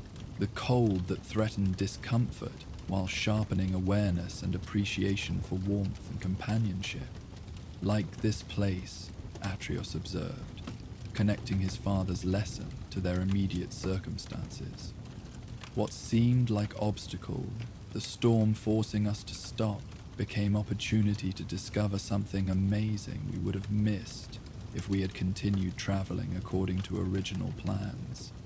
"Precisely," Kratos confirmed, pleased by his son's ability to extract broader principles from specific examples. Throughout their travels together, these moments of philosophical connection had proven as valuable as practical skills development, creating foundation of shared understanding that strengthened their relationship beyond mere survival partnership. The wolf spirits seemed to respond to this exchange, their movements becoming slightly more animated, as if acknowledging the wisdom being shared around the human fire. Several approached close enough for detailed observation. Magnificent creatures with intelligence clearly exceeding ordinary animal awareness, their forms shimmering between solid appearance and translucent manifestation that emphasized their supernatural origin. "They're listening," Atreus whispered in amazement, observing how the spirit's behavior corresponded to their conversation. "They understand what we're discussing." "Skadi's wolves possess divine intelligence," Mimir explained. "They serve not merely as hunters, but as guardians of wisdom, observing mortal struggles while ensuring worthy individuals receive guidance appropriate to their circumstances and needs." This revelation added deeper significance to their encounter, suggesting the spirit's presence represented more than coincidental timing, but actual response to their demonstration of philosophical openness and mutual respect. By sharing vulnerable memories and drawing meaningful conclusions from challenging circumstances, father and son had apparently earned recognition from entities that appeared only to those whose character merited such extraordinary privilege. The largest of the wolf spirits approached closest to their fire, stopping just beyond the circle of light cast by their flames, yet near enough for clear observation of features that combined natural lupine characteristics with obviously supernatural elements. Its eyes held depth of awareness, suggesting individual personality rather than mere instinctive behavior. while its form maintained perfect poise despite the storm conditions that would challenge ordinary creatures. Beautiful, Kratos acknowledged quietly, his appreciation genuine despite lifelong wariness of divine manifestations. Unlike most supernatural encounters he had experienced, this presence carried no sense of threat, manipulation, or demand. Only peaceful observation and subtle protection that enhanced rather than compromised their security. "It's like they're blessing our journey," Atreus observed, feeling profound sense of gratitude for this unexpected gift of wonder embedded within what had begun as simple weather delay. Approving of our relationship and our choices. The wolf spirit seemed to acknowledge these words with subtle nod before turning and disappearing back into storm patterns that immediately concealed its form completely. The other spirits followed in similar fashion, their departure as graceful and mysterious as their initial appearance, leaving only the memory of extraordinary encounter and renewed sense of being watched over by benevolent forces. "They return to their eternal patrol," Mimir commented as the last spirit vanished into swirling snow, continuing their protection of these sacred mountains, while allowing fortunate travelers to glimpse the deeper mysteries that most never suspect exist. The fire crackled peacefully in aftermath of spiritual visitation, its warmth and light seeming even more precious for having been shared with entities whose presence bridged ordinary and supernatural realms. Around them, the storm continued its gentle work of transformation, each snowflake contributing to cumulative change that would leave the landscape renewed by morning. "Thank you." Atreus spoke to the apparently empty air, addressing whatever presence might still be listening despite invisible observation. "For letting us see, for protecting this place, for watching over travelers who need shelter and wisdom." No visible response marked his gratitude, yet subtle change in atmospheric pressure suggested acknowledgement received and appreciated. The entire shelter seemed to breathe with contentment, as if their recognition of sacred elements had been precisely what the location required from worthy visitors. As they prepared for sleep beside their warm fire, both father and son carried deep sense of privilege for having witnessed phenomena that most would dismiss as imagination or wishful thinking. Yet their shared experience provided confirmation that extended beyond individual perception, collaborative validation that the encounter possessed reality transcending simple projection of desired meaning onto random events. "Will we see them again?" Atreus asked as he settled into his sleeping furs, still hoping for additional glimpse of the magnificent spirit wolves. "Perhaps," Kratos replied gently, understanding both the hope and uncertainty underlying his son's question. Such encounters rarely occur according to mortal scheduling or desire. We were fortunate to witness what we did. This practical wisdom carried no disappointment. Recognition that extraordinary experiences derive much of their value from rarity and unpredictability. Regular manifestation would diminish rather than enhance their significance, transforming wonder into routine expectation that missed essential elements of humility and gratitude that made initial encounters so meaningful. Outside their shelter, the snow continued falling steadily through the night, accumulating in drifts that would make morning landscape appear completely transformed despite gradual nature of individual changes. The process exemplified lessons embedded in their extraordinary evening. Understanding that profound transformation often occurred through accumulated small changes rather than dramatic single events. That patience and attention revealed depths of meaning invisible to hurried observation. The carved obelisk stood silent vigil beside their camp, its ancient wisdom presiding over their rest with protective presence that transcended mere stone construction. Around its base, Fresh snow gathered in patterns that seemed almost intentionally artistic, as if even natural forces recognized sacred significance of this monument to enduring truths about wilderness survival and spiritual development. When they woke, with dawn's early light filtering through clearing clouds, the storm had passed completely, leaving behind landscape of pristine beauty that justified every moment of delay their shelter had required.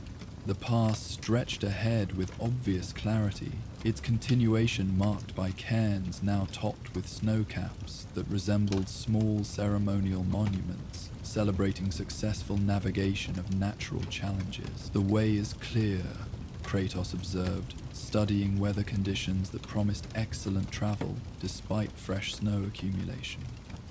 "We can continue our journey with confidence." Yet neither father nor son felt urgency to depart immediately from location that had provided such profound experience.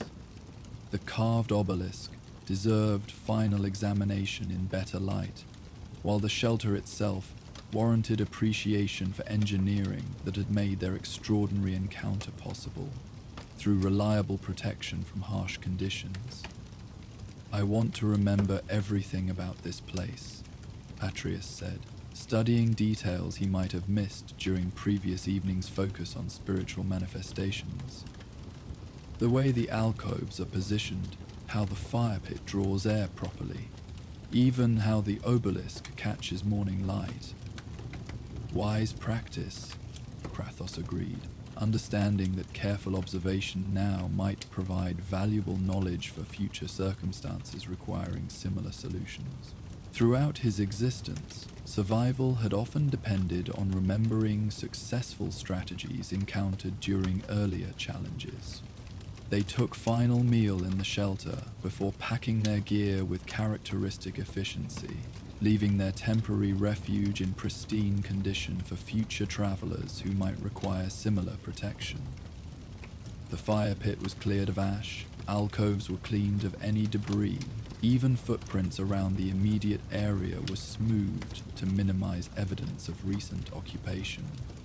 "The spirits will appreciate our care," Mimir observed approvingly as they completed these courtesies. "Proper behavior in sacred spaces ensures continued protection for all who demonstrate similar respect."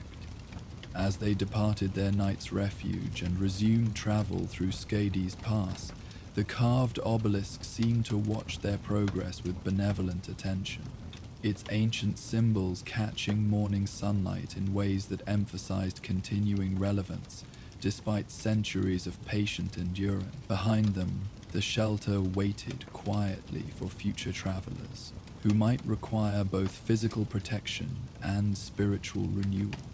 The path ahead revealed additional wonders that their previous evening's arrival in storm conditions had concealed completely. Ice formations of extraordinary beauty adorned the canyon walls, crystalline sculptures that nature had crafted through patient cycles of freezing and melting, creating delicate structures that rivaled the finest artisan work. Some resembled frozen waterfalls suspended in eternal cascade, while others formed intricate lacework patterns that caught morning light and scattered it in prismatic displays across the snow-covered ground. "Look at these formations," Atreus marveled, pausing to examine ice columns that rose like cathedral pillars between massive stone formations. "They're like frozen music. Each one different, but all following the same natural rhythm." Kratos observed these manifestations with quiet appreciation, recognizing artistry that transcended human capability, yet followed principles of balance and proportion that skilled craftsmen spent lifetimes attempting to achieve. The ice structures possessed ephemeral quality that made their beauty more precious. Awareness that seasonal changes would transform or eliminate these formations entirely, replacing them with different configurations, equally magnificent yet completely unique. "Nature creates without ego," he observed thoughtfully, drawing comparison between divine creation and mortal artistry that often served personal glorification rather than pure aesthetic. No signature required, no recognition sought, only beauty offered freely to those present to witness it. This philosophical insight resonated with lessons learned during their shelter experience, reinforcing understanding that wilderness provided continuous education for those willing to observe carefully and think deeply about phenomena encountered during travel. Each formation they passed offered potential wisdom regarding patience, adaptation, and finding harmony within challenging circumstances. The remainder of their passage through the mountains proceeded without incident, yet carried profound sense of having been transformed by their encounter with forces beyond ordinary perception. Both father and son moved with increased awareness of subtle patterns in their environment, recognition that wilderness contained depths of meaning, accessible to those who approached with appropriate reverence and attention. When they finally emerged from the pass onto broader trail leading toward their original destination, they carried more than successful navigation of challenging terrain. They bore witness to enduring presence of sacred elements within natural world, confirmation that ancient wisdom preserved in stone monuments reflected continuing realities rather than obsolete superstitions. The transition from the protected intimacy of the past to open mountain vistas provided striking contrast that emphasized the unique character of their sheltered experience. Here, wind moved freely across exposed ridges, creating different acoustic environment, where sounds carried further but lacked the focused resonance that had made whispers seem significant within canyon walls. The broader perspective revealed their night's refuge as small sanctuary within vast wilderness, precisely because of its modest scale and hidden location. "It feels different out here," Atreus observed, adjusting to change in atmospheric pressure and acoustic qualities that marked their emergence from Skadi's domain into more typical mountain terrain. Not better or worse, just ordinary somehow. Atreus understood his son's observation, recognizing how extraordinary experiences often highlighted normal conditions by contrast, while simultaneously making typical circumstances seem somehow diminished. Yet this comparison served valuable function, sharpening appreciation for both exceptional moments and everyday realities that provided necessary foundation for sustainable existence. Sacred spaces derive meaning partly from rarity, he explained, helping his son process potential disappointment at leaving location of profound significance. If every place possessed identical spiritual intensity, none would offer particular sanctuary when refuge became necessary. This wisdom helped Atreus understand that their extraordinary night represented gift rather than entitlement. Blessing to be treasured precisely because it could not be demanded or replicated through mere intention. The memory would serve as anchor point during future challenges, reminder that wonder and wisdom remained available to those who maintained openness to unexpected encounters with mystery. As they continued their descent toward lower elevations, both father and son found themselves changed by their experience in ways that would reveal themselves gradually over time. Conversations flowed more easily between them, philosophical observations emerging naturally from practical circumstances as their comfort with sharing deeper thoughts had been enhanced by witnessing supernatural phenomena together. "Do you think Mother ever saw Skadi's wolves?" Atreus asked during a rest stop beside a small stream that bubbled cheerfully through ice-rimmed banks. The question arose spontaneously from his ongoing process of connecting their recent experience with broader family history and heritage. Kratos considered this possibility carefully, Drawing upon his growing understanding of Fade's extensive travels and deep connection to ancient wisdom traditions, she knew much about hidden aspects of the wilderness that most never discover, he replied thoughtfully. Her knowledge of protective enchantments and sacred sites suggests familiarity with phenomena beyond ordinary experience. The thought that Faye might have stood in the same shelter, observed the same carved obelisk, and perhaps witnessed similar spiritual manifestations, provided comforting sense of continuity that strengthened rather than diminished their own encounter's significance. Rather than feeling like they were merely following predetermined paths, they could appreciate participating in ongoing tradition while contributing their own unique perspective and experience.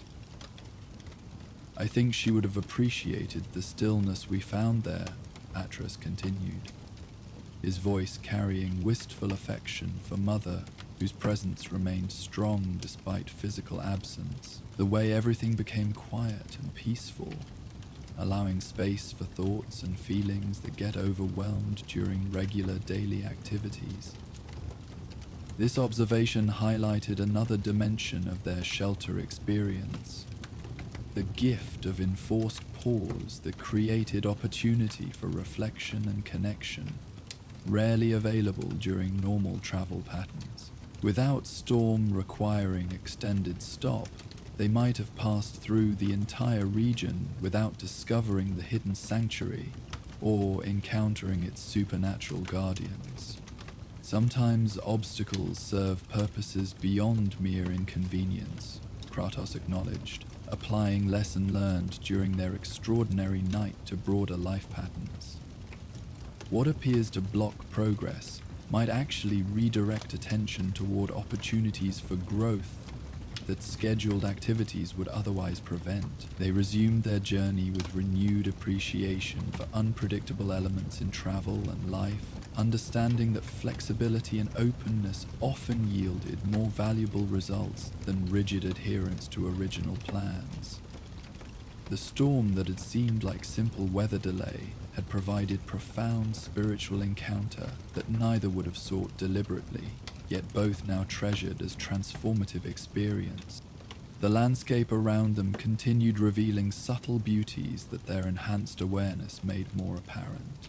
Patterns in rock formations that suggested deliberate artistry, arrangements of trees that created natural cathedrals, even distributions of snow that emphasized rather than concealed underlying terrain features. Everything seemed more vivid and meaningful, as if their encounter with sacred elements had refined their perception permanently. "We're seeing differently," Atreus observed, articulating recognition that their experience had altered more than just memories but actual capacity for observation and appreciation. Like someone adjusted our vision to notice things that were always there but invisible to casual glance. We were blessed, Atreus reflected as familiar landscapes spread before them, his gratitude encompassing both practical shelter and extraordinary spiritual encounter they had experienced during storm-imposed pause in their journey. Indeed, Kratos agreed quietly, his own appreciation deepened by recognition of how rarely such peaceful supernatural contact occurred without demand for payment or service in return. The wolf spirits had asked nothing beyond respectful behavior, offering protection and wonder freely to travelers whose character warranted such gifts. The memory of their encounter would remain vivid for both father and son, serving as reminder that mysteries persisted within a familiar world for those willing to recognize them. In years to come, they would find themselves returning mentally to that snow-filled shelter, drawing strength from recollection of spiritual presence that had watched over them with benevolent protection. "I want to come back someday," Atreus said, looking over his shoulder toward the past they had left behind. Not expecting to see the wolves again, but just to sit in that shelter and remember what it felt like to be part of something so much larger than ourselves. Kratos nodded understanding, recognizing that certain places embedded themselves permanently in memory, not merely as locations but as states of consciousness, internal landscapes that could be revisited through recollection, even when physical return proved impossible. The shelter had become part of their shared story, reference point for discussions about wonder, patience, and receptivity to gifts offered by forces beyond ordinary perception. "The place will remember us as well," he assured his son, drawing upon intuitive understanding developed through their extraordinary experience. Sacred locations maintain awareness of those who approach with proper respect, becoming enriched by each worthy encounter, just as visitors are transformed by connection with enduring mysteries.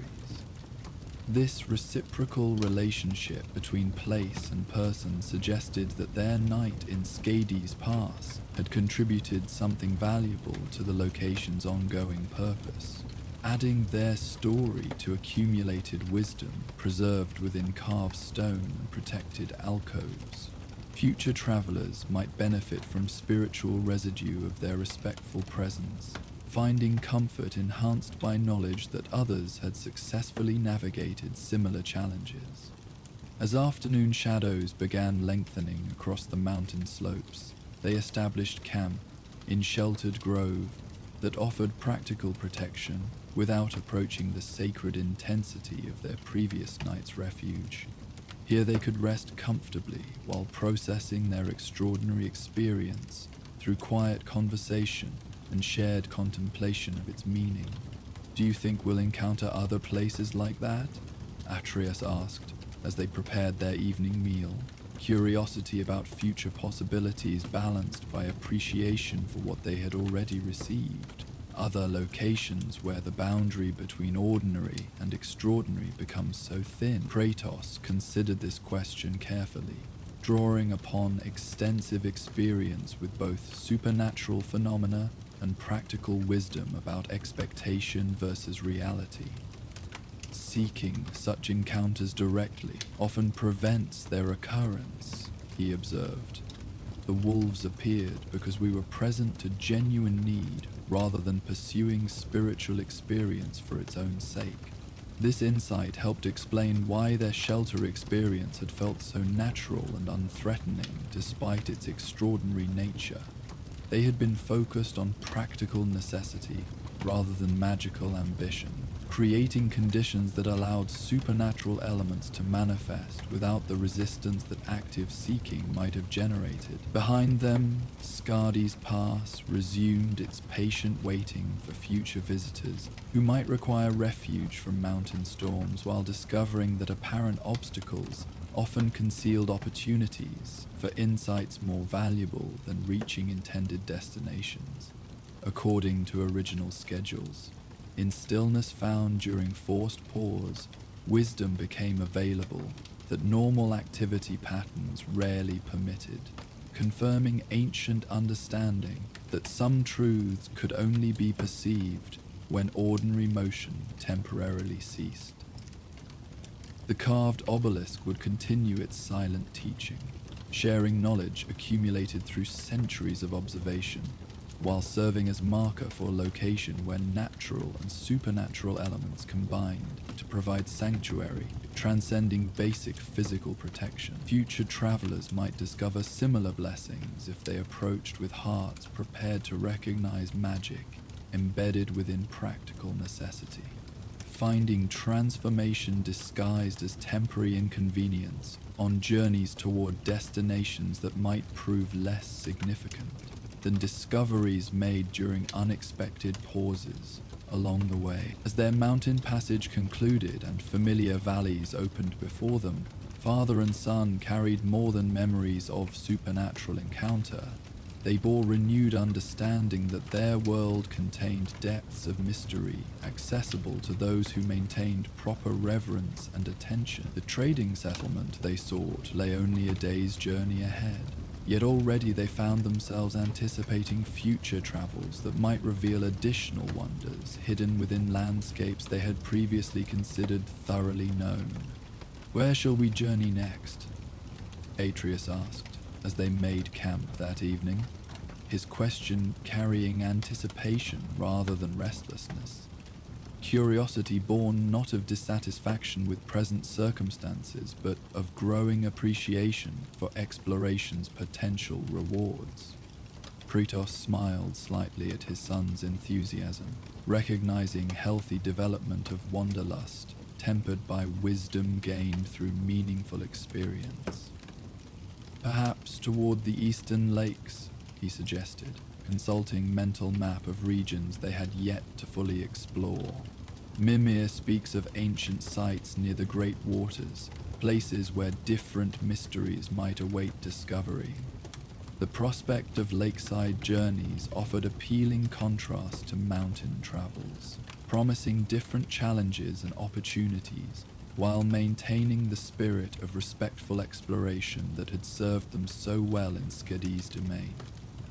As stars emerged overhead and their fire settled into comfortable warmth, both father and son drifted towards sleep, carrying dreams of future adventures that might reveal new dimensions of wonder within their extraordinary world. The wind through the evergreens carried a whisper of ancient melodies as father and son made their evening camp in the heart of the wildwoods. Snow had fallen throughout the afternoon, painting the towering pines in pristine white that caught the dying light like scattered diamonds. Each branch drooped under its crystalline burden, creating natural archways that filtered the amber glow of their campfire into dancing patterns across the frozen ground. Kratos moved with practiced efficiency, gathering dry wood from beneath the shelter of massive tree trunks, where the snow had not yet penetrated. His movements were deliberate and quiet, disturbing neither the peaceful silence of the forest nor the delicate snow sculptures adorning nearby branches. The axe at his back remained unused for this simple task, his hands alone sufficient for breaking the smaller branches needed to sustain their fire through the night. Atreus knelt beside their growing flame, arranging stones in a careful circle to contain the heat while reflecting it outward toward their sleeping area. The boy's movements showed increasing confidence in wilderness tasks, each placement considered rather than hasty. His breath formed small clouds in the crisp air as he worked, the temperature dropping steadily as daylight faded behind the canopy of interwoven branches above them. "This should shelter us well," Mimir observed from his place secured near Kratos' pack. "The trees here grow thick enough to break most wind, and the snow will muffle sound, both in and out. Excellent choice for a peaceful night's rest, particularly after our long journey through the outer territories." Their provisions were modest but sufficient: dried meat and preserved fruits, bread that remained soft despite the cold, and water that would need warming before consumption. Kratos distributed these items with methodical attention to their nutritional needs, ensuring both would maintain strength for tomorrow's continued travel, while consuming no more than necessary from their limited supplies. As the fire settled into steady warmth, Atreus withdrew the small leather journal he had been carrying throughout their recent travels. The book contained notes and sketches from their journey, but more importantly, it held fragments of songs and stories he had been collecting, pieces of his heritage discovered in stone carvings, whispered by ancient spirits, or recalled from half-remembered dreams that seemed to carry Jotnar memories. "I found something interesting today," the boy said, settling cross-legged before the fire with the journal open across his knees. "While you were hunting, I examined those runes we discovered carved into the great oak. They weren't directions or warnings like we thought. They were song lyrics, part of an old lullaby." Kratos paused in his methodical arrangement of their sleeping furs, attention caught by this unexpected revelation. Throughout their journey, each discovery related to Atreus' giant heritage had proven significant, often in ways not immediately apparent. What seemed like simple curiosity frequently revealed deeper connections to their larger quest. and the boy's developing understanding of his dual nature. "What manner of lullaby?" he asked, settling into his own position near the fire's warmth. His hands found the Leviathan axe, beginning the ritual maintenance that occupied many of his quiet evening hours. The rhythmic motion of sharpening stone against enchanted metal provided soothing counterpoint to their conversation, each careful stroke producing soft whispers of metal and stone. Atreus studied the journal page where he had transcribed the runic symbols, his brow furrowed in concentration as he worked through the ancient dialect. "It tells of the Leviathan," he said finally, "but not as a monster to be feared. The giants sang of it as a guardian, a protector of those who could not protect themselves." The axe in Kratos' hands stilled momentarily, though his expression remained carefully neutral. The Leviathan remained a significant presence in their recent memory, the massive creature whose defeat had been necessary for their journey's progression, yet whose death had troubled them both in ways they had not fully articulated. To hear it described as protector rather than obstacle created uncomfortable tension with their own actions. The Jotnar perspective often differs from conventional interpretation, Mimir commented gently, recognizing the sensitive nature of this revelation. What appears as threat to one group might represent salvation to another. The giants maintained relationships with many beings that other races found incomprehensible or frightening. Atreus nodded, his fingers tracing the transcribed runes as if seeking additional meaning through touch. The song speaks of children sleeping safely because the Leviathan watches over the deep waters, keeping darker things at bay. It calls the creature the gentle giant beneath the waves and the quiet guardian of dreams.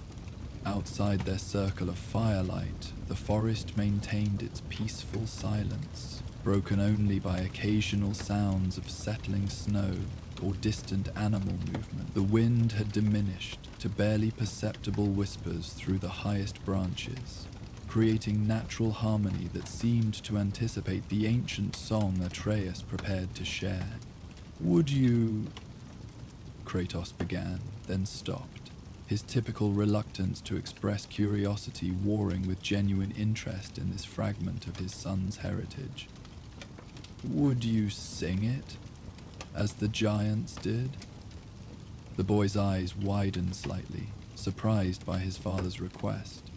Kratos rarely asked for anything beyond practical necessity, and certainly never for entertainment or cultural education. Yet something in his voice suggested deeper motivation than mere curiosity, a need to understand this different perspective on events that had shaped their recent journey. "I can try," Atreus said, settling more comfortably before the fire. "The melody came to me while I was studying the runes, like it was waiting to be remembered rather than learned. Mother used to say that giant songs carry their own music, woven into the words themselves." He closed his eyes, letting the journal rest open across his knees while he searched for the melody that had emerged during his afternoon translation work. When he began to sing, his young voice carried surprising depth, the ancient words flowing with rhythmic cadence that seemed to resonate beyond ordinary sound.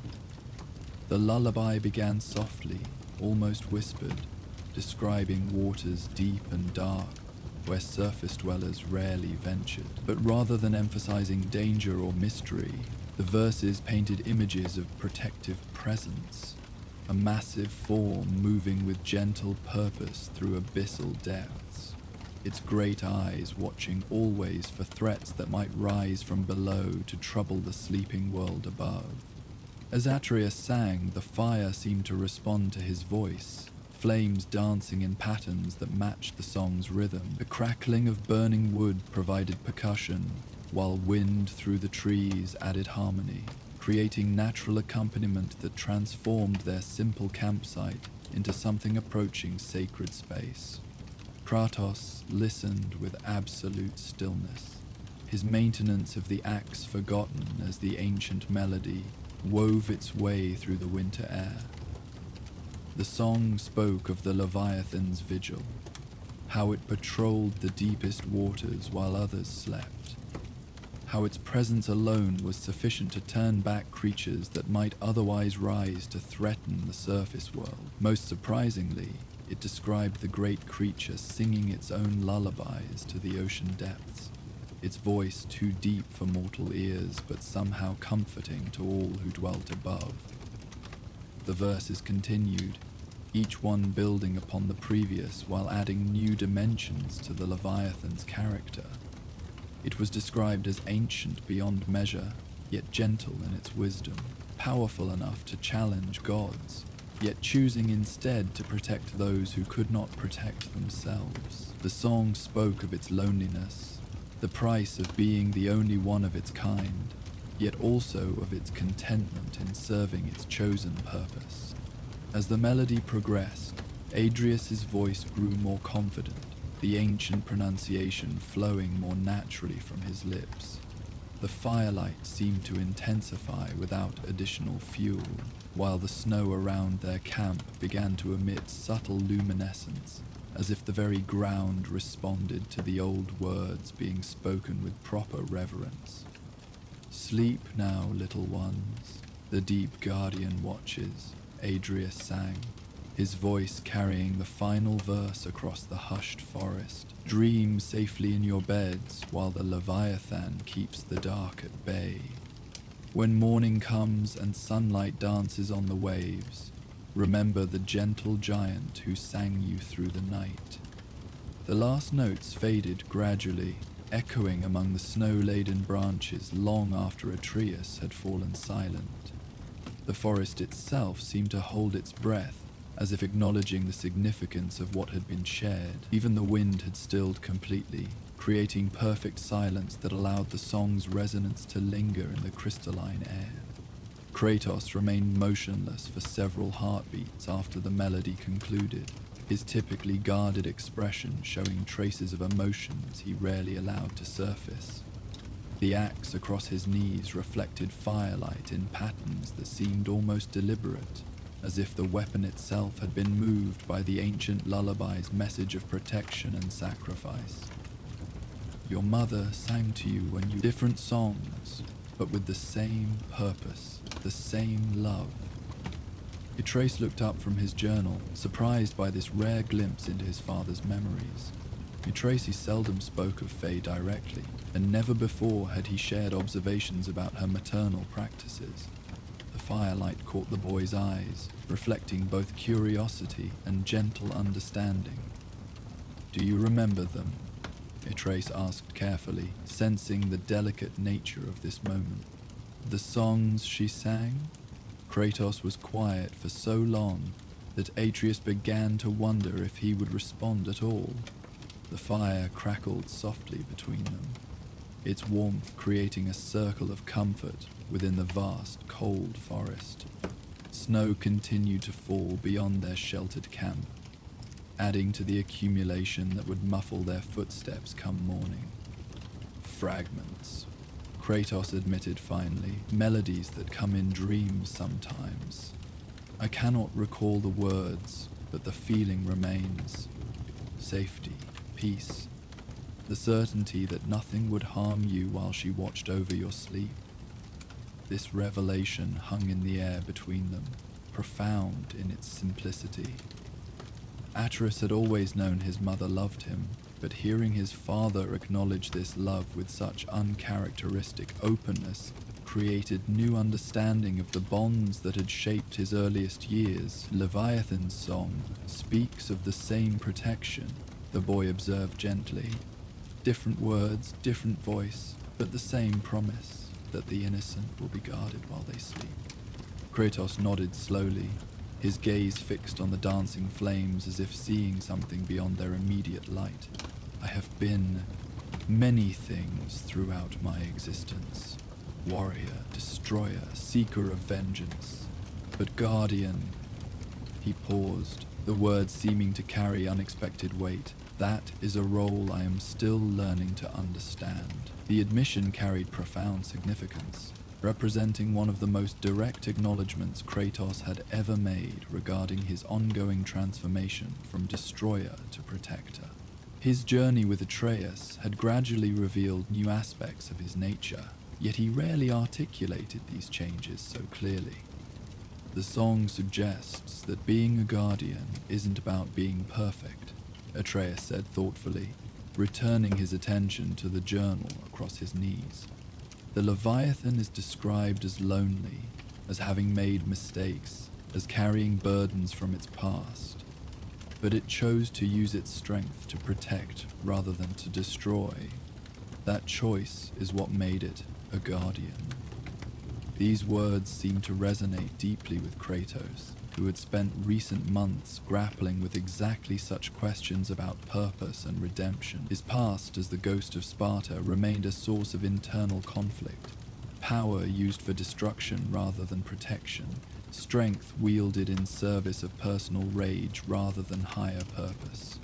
Choice, he repeated quietly, the word carrying particular weight in his distinctive voice, perhaps the most difficult aspect of change. Recognizing that each moment offers the possibility of choosing differently than before, Atreus closed the journal carefully, treating the ancient songs with appropriate reverence.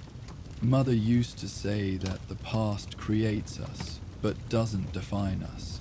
What we choose to do with what we've learned, that's what determines who we become. The fire had settled into steady warmth, its initial crackling subsiding into gentle whispers as the carefully arranged wood burned with consistent efficiency.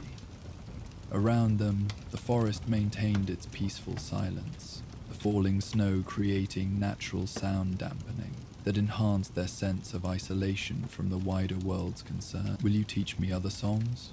Kratos asked unexpectedly, surprising both himself and his son with the request. "From your heritage, from the giants, not for any practical purpose, but because they help me understand aspects of your nature that I might otherwise miss." Atreus smiled, the expression warm in the firelight. "I'd like that. There are others I've been collecting, some about the creation of the realms, others about the bonds between all living things. The giants seemed to understand connections that others miss. They prepared for sleep with quiet efficiency, banking the fire to maintain warmth without waste, arranging their furs and supplies with practiced care. The forest around them seemed to have accepted their presence, the natural world's rhythm undisturbed by their temporary occupation of this peaceful space. As they settled into their bedrolls, Atreus spoke once more into the darkness. "Father?" The Leviathan's lullaby mentioned something else, that the great guardian sometimes sang to itself, keeping its own spirit strong through the long watches. Do you think that's why the song exists? Not just to remember the Leviathan, but to carry on its tradition of protection through darkness? Kratos considered this question as he adjusted his position beneath the firs, his warrior's instincts maintaining awareness of their surroundings, even as his body prepared for rest. "An interesting thought," he replied, "that stories and songs might serve as continuation of the purposes they describe, allowing the spirit of guardianship to survive, even when the original guardian has departed. Like how Mother's protections continue even though she's gone," Atrides observed softly. "Her love keeps watching over us through the preparations she made, the lessons she taught, the paths she marked for us to follow." This connection between the Leviathan's eternal vigil and Faye's ongoing protection created new understanding of continuity beyond individual existence.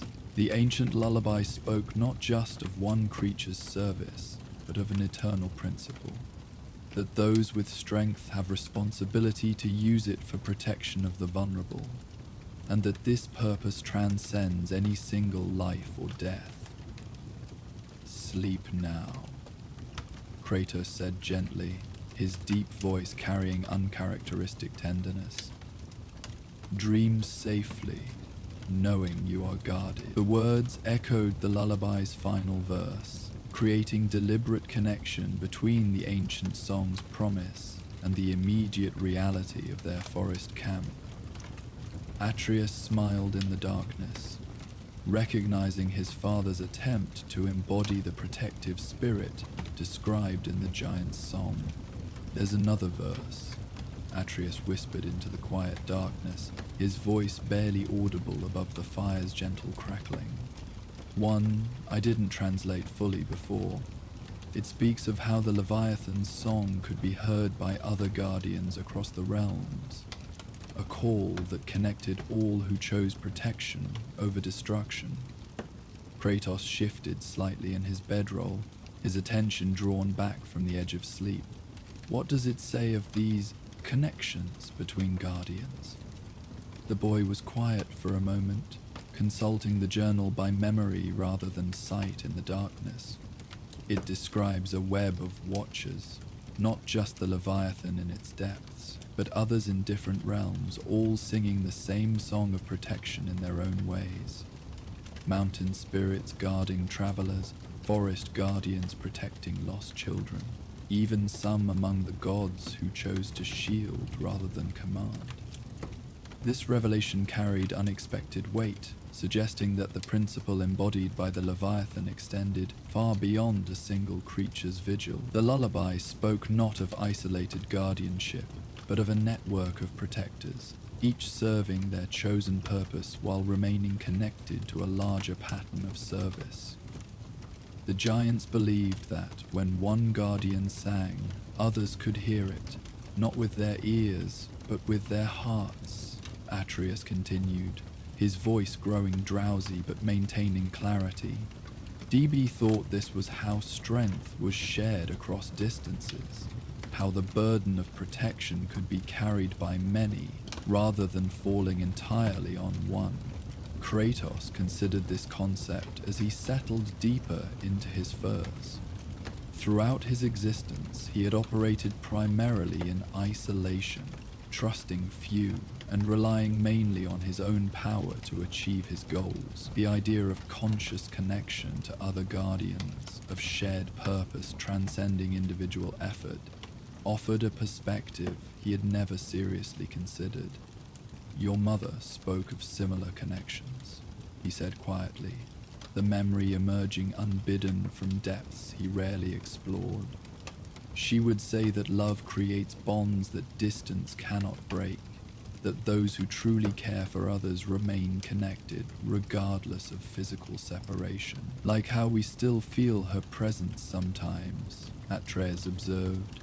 Even though she's gone, her love continues to protect us through the preparations she made, the lessons she taught. The lullaby describes this same principle. The true guardianship outlasts the garden, becoming part of something eternal. The fire settled lower, its light dimming but warmth remaining constant. Around them, the forest maintained its peaceful vigil, every snow-laden branch contributing to the natural shelter that protected their rest. The wind had stilled completely, creating perfect silence that seemed to invite deeper reflection. I think that's why the song survived, Atreus murmured, his words growing softer as sleep approached. Not just to remember the Leviathan, but to keep its spirit alive in anyone who hears it. To remind us that we're not alone in choosing to protect rather than destroy. This understanding brought unexpected comfort to Kratos, whose journey toward redemption had often felt solitary and uncertain. The suggestion that others throughout the realms had made similar choices, had struggled with similar transformations from destroyer to guardian, offered both validation and hope for his own ongoing evolution. Perhaps, he said gently, that is why you were meant to find this song. To understand that your heritage includes not just the power of giants, but their wisdom in choosing how to use that power. A sleep finally claimed them both, the forest itself seemed to take up the lullaby's watch. Wind through the evergreens carried whispers of ancient melodies, while the snow continued its gentle accumulation, creating insulating blanket that would preserve their warmth through the night. Somewhere in the distance, a wolf howled, not in threat, but in acknowledgement of their peaceful presence, its voice joining what seemed to be a growing chorus of forest sounds that harmonized with the memory of the lullaby. The fire burned low but steady, its light creating protective circle within the vast darkness of the winter woods.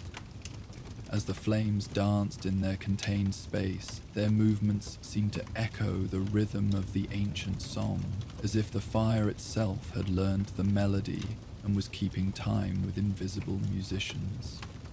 Occasionally sparks would rise into the cold air, their brief trajectories tracing patterns that resembled runic symbols before dissolving into darkness. Mimir, secured near their supplies, remained alert in his unique way, his consciousness extending outward to monitor their surroundings while his companions slept.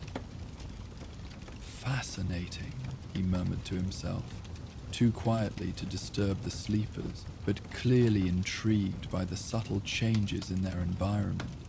The old songs do indeed carry power beyond mere words and melody. This place responds to the ancient lullaby as if recognizing something long forgotten. Around their camp, small signs of this recognition became increasingly apparent to his enhanced perception. Icicles hanging from nearby branches had begun to resonate with barely audible tones, their crystalline structure somehow attuned to frequencies established by Atreus' singing.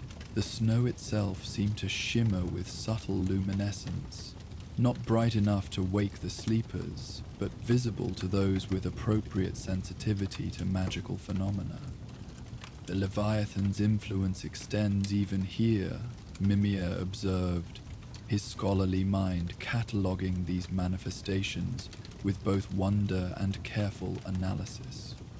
The lullaby has awakened memories embedded in the very fabric of this forest, echoes of when such songs were commonly heard, when the giants walked freely among all the realms and their voices carried across vast distances.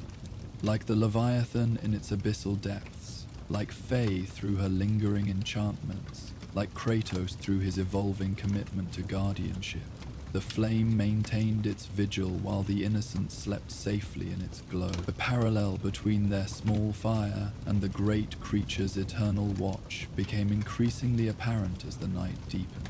Both serving as beacons of protection in vast darkness, both maintaining vigilance while others rested in safety. In dreams, Atreus walked through halls of ice and crystal, where giant voices echoed in eternal song, their melodies carrying wisdom accumulated over eons of watching and protecting. The songs spoke of cycles within cycles, destruction and creation, ending and beginning, the eternal dance of forces that shaped the 9 realms through time beyond mortal comprehension. Within these dream halls he encountered other figures, ancient giants who had served as guardians in their own times, their forms translucent, but their purpose clear. They welcomed him not as a visitor, but as kin, recognizing in him the potential to carry forward their tradition of protective service. One figure, taller and more distinct than the others, approached with arms outstretched in greeting.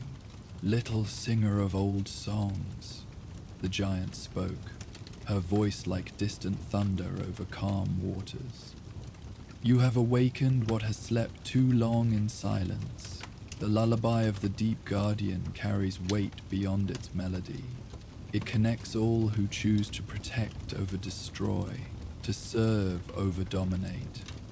In his dreams, Atreus found his voice, speaking the ancient Jotnar dialect with fluency that surpassed his waking abilities. Why did the songs stop being sung? Why did the Guardians become legend rather than reality? The giant figure smiled with profound sadness. Fear, little one. Those in power feared connections they could not control, bonds that transcended their authority. They convinced the world that guardians were merely myths, that protection must come only through submission to their rule. But the truth persists in hidden places, in ancient carvings, in whispered lullabies, in the hearts of those who still choose service over dominion. Around them, the crystal halls resonated with harmonies that seemed to emanate from the walls themselves. Not just the Leviathan's lullaby, but countless other songs of protection, each one representing different guardians who had served throughout the ages. The combined melodies created symphony of dedication that filled the dreaming space with warmth despite its crystalline construction. Your heritage carries more than giant blood, the figure continued, her form beginning to fade as dawn approached in the waking world. Or at least the responsibility of awakening. Through your voice, through your choices, the old songs can live again. The network of guardians can be restored, one protector at a time. Kratos' dreams were quieter, but no less significant.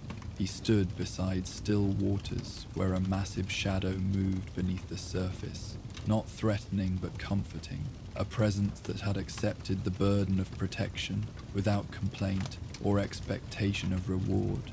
In these dreams, he understood for the first time that true strength lay not in the capacity for destruction, but in the willingness to use power in service of others' safety. The Leviathan in his dream was not the creature they had fought and defeated, but something else entirely. The true guardian spirit that had inspired the lullaby's creation. It moved through the depths with graceful purpose, its great eyes holding wisdom accumulated through eons of vigilant service. When it finally surfaced near where Kratos stood, its voice resonated through water and air alike. Warrior of many battles, the Leviathan spoke. Its words felt rather than heard. You carry guilt for my death. But understand the creature you fought was shadow of my true self, corrupted by forces that sought to twist protection into destruction. In ending its suffering, you freed my spirit to continue its work in other forms. Kratos felt profound relief at these words, the burden of regret he had carried since their encounter beginning to lift. Then the lullaby speaks truly? You continue to guard, even after death. Death is transition, not ending, the great creature replied, its massive form beginning to sink back into the depths. As your son learns the old songs, as you embrace the guardian's path, as others remember that strength serves best when it protects. In these ways, eternal vigil continues. The lullaby was not mourning for what was lost, but celebration of what endures. When morning came, they would continue their journey through the wildwoods, following paths marked by Faye's foresight toward purposes not yet fully revealed. The ancient lullaby would travel with them, its melody preserved in Atreus' memory and its message of protective service inscribed in both their hearts. But more than memory, they carried new understanding of their place within the larger pattern of guardianship that spanned realms and ages. The first light of dawn filtered through the canopy above, casting long shadows across the snow-covered ground, while slowly warming the crisp air. As consciousness returned gradually to both father and son, they found themselves reluctant to leave the peaceful dreams that had offered such profound insights. The transition from sleep to waking seemed gentler than usual, as if the forest itself was carefully guiding them back to ordinary awareness. Atreus was first to stir, his eyes opening to the sight of their fire, still burning steadily, despite having received no additional fuel through the night. The flames danced with the same rhythmic pattern he remembered from his dreams, and for a moment he wondered if he was still asleep. but the cold air on his face and the familiar weight of his travel pack confirmed his waking state, even as mystery remained regarding their perfectly maintained fire. "Father," he said softly, his voice carrying unusual clarity for one just awakened. "The fire, it's been burning all night without any wood added." Kratos' eyes opened immediately, his warrior's instincts alert despite the peaceful circumstances. He assessed their surroundings with practiced efficiency, noting not only the mysteriously sustained fire but other subtle changes in their camp.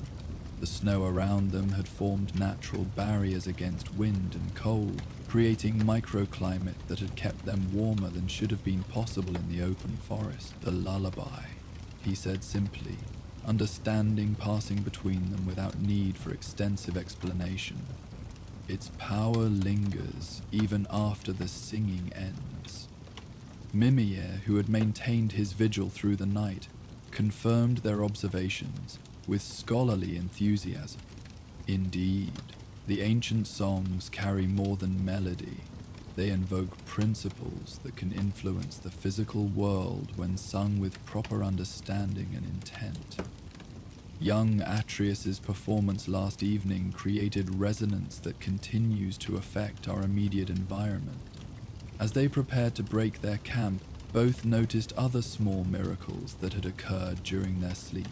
Their water had remained unfrozen despite the bitter cold. Their food had stayed fresh and warming, and their supplies had been arranged in slightly different configurations, as if invisible hands had been organizing their belongings for optimal efficiency. "The forest itself has been caring for us," Atreus observed with wonder, recognizing the signs of protection that extended beyond natural phenomena. "Like the lullaby, awakened something that's been sleeping in this place. Something that remembers what it means to be a guardian." They packed their belongings with unusual reverence, treating each item as if it had been blessed by their night's experiences. The journal containing the translated lullaby received particular care, wrapped in extra cloth to protect it from moisture and cold. This written record had become more than mere transcription. It was now a living connection to the guardian tradition they had glimpsed in dreams and waking visions. But for now, they slept peacefully beneath the watching stars, guarded by the eternal principles embodied in song and story, protected by love that transcended individual existence to become something larger and more enduring than any single life. The Leviathan's lullaby continued its echo through the winter night, a reminder that the greatest guardians often serve in silence, their vigil invisible to those they protect, but no less real for its hiddenness. As afternoon approached, and they prepared to make camp for another night, both father and son carried with them a transformed understanding of their journey's significance. What had begun as simple travel through winter woods had evolved into revelation of ancient connections that spanned realms and species, linking all who chose protection over destruction in an eternal network of mutual support and shared purpose. Their new campsite, selected in a grove of particularly ancient pines, seemed to welcome them with the same environmental cooperation they had experienced throughout the day. Fallen branches had arranged themselves into convenient configurations for seating. Snow had cleared from optimal areas for their fire and sleeping arrangements, and even the wind had shifted to provide natural shelter against the evening's increasing cold. "The forest prepares for us now," Kratos observed, noting these helpful arrangements while maintaining his practical approach to wilderness survival. "Yet we should not become dependent on such assistance. The lullaby's power may not extend to all locations, and over-reliance on magical aid can prove dangerous when circumstances change." Atreus nodded agreement while still marveling at the continued signs of environmental cooperation. "But understanding how it works, how guardians can coordinate with the natural world rather than simply imposing our will upon it. That knowledge has value regardless of whether the magic continues. He began gathering additional firewood despite their apparent abundance, following his father's example of maintaining preparedness even when current conditions seemed favorable. As they established their second night's camp, the lullaby's influence manifested in new ways. The fire they built burned with unusual colors, not the threatening supernatural flames they had encountered in dangerous magical situations, but gentle variations of normal fire that included subtle blues and greens reminiscent of the aurora. These colors provided no additional warmth but created an atmosphere of profound peace that seemed to encourage reflection and rest. "Tonight, I think we'll learn more," Atreus said as twilight approached and the first stars became visible through the canopy above. "The lullaby grows stronger with each singing, each connection we make to the Guardian network. I can feel other songs waiting to be discovered, melodies that will teach us different aspects of protection and service." Kratos settled beside their colorfully burning fire, his expression showing the contentment that had gradually replaced his typical wariness throughout their journey. "Then sing, boy," he said gently. "Let us learn what wisdom the night will bring, and what connections await our discovery."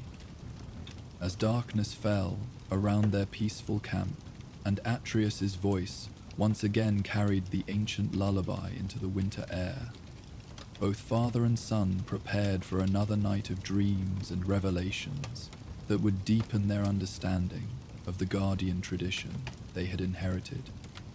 The forest listened, the waters sang in response, and somewhere in the deep places of the world, the true Leviathan continued its eternal vigil, knowing that new voices had joined the endless song of protection that echoed through all the realms.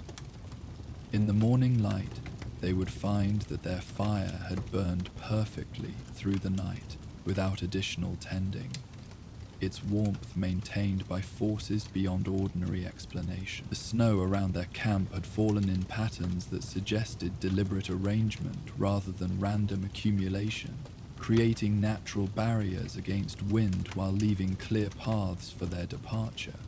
These small miracles, like the ancient songs themselves, spoke of protection that operated through subtle means, rather than obvious intervention. The Leviathan's lullaby had awakened something in the forest, a recognition of the sacred bond between guardian and protected, between strength and service, between power and love. This awakening extended beyond their immediate experience, rippling outward through the network of connected waters and sympathetic spirits, to reach other guardians who had been waiting for such a signal. Throughout the night, as they slept peacefully in their magically tended camp, responses to their activation of the ancient network continued to manifest. Travelers in distant lands found their own journeys unexpectedly eased, as if unseen forces had prepared their paths and smoothed their difficulties. Guardians who had worked in isolation discovered new connections to others of similar purpose, their burdens lightened through shared understanding and mutual support. In the great hall of the World Serpent, Jormungandr's massive form stirred with satisfaction as the lullaby's echoes reached him through water and stone. The ancient being had long mourned the silence that had fallen over the Guardian network, the cessation of songs that had once connected protectors across all realms. Now, with new voices joining the eternal chorus, hope stirred in depths that had known only solitude for far too long. Even the spirits of those who had passed beyond mortal existence felt the lullaby's renewed power. Faye, whose protective enchantment still watched over her family's journeys, found her influence strengthened by connection to the Awakening network. Her preparations for Kratos and Atreus' path had included subtle markers designed to activate when conditions aligned properly, and the lullaby's restoration provided exactly the catalyst she had anticipated. In remote corners of all 9 realms, other guardians who had maintained their vigils despite isolation and doubt felt the ancient songs stirring in their hearts. Mountain spirits who had protected travelers for centuries without recognition heard familiar melodies calling them back to active participation in the greater pattern. Forest guardians who had watched over lost children and wandering souls discovered that their lonely service had been part of something far larger and more significant than they had realized. The lullaby's true power lay not in its magical effects, profound though they were, but in its ability to remind those who heard it that they were not alone in choosing protection over destruction, service over dominion. Every guardian who had ever struggled with doubt about their purpose, who had wondered whether their sacrifices meant anything in the face of seemingly endless darkness, now felt the reassurance that came from knowing they were part of an eternal tradition that transcended individual existence. As father and son prepared to continue their journey through the wildwoods, following paths marked by Faye's foresight toward purposes not yet fully revealed, they carried with them not just the memory of ancient melodies, but the living knowledge that their own choices had awakened something that had been sleeping too long. The network of guardians was stirring to life again, and their small contribution to that awakening would ripple through the realms for generations to come. As father and son prepared to continue their journey, they carried with them not just the memory of ancient melodies, but the living principle those songs embodied. They had learned that being a guardian required not perfection, but choice. The daily decision to use one's strength in service of others' safety, to maintain vigilance even when it went unnoticed, to find purpose in protection rather than destruction.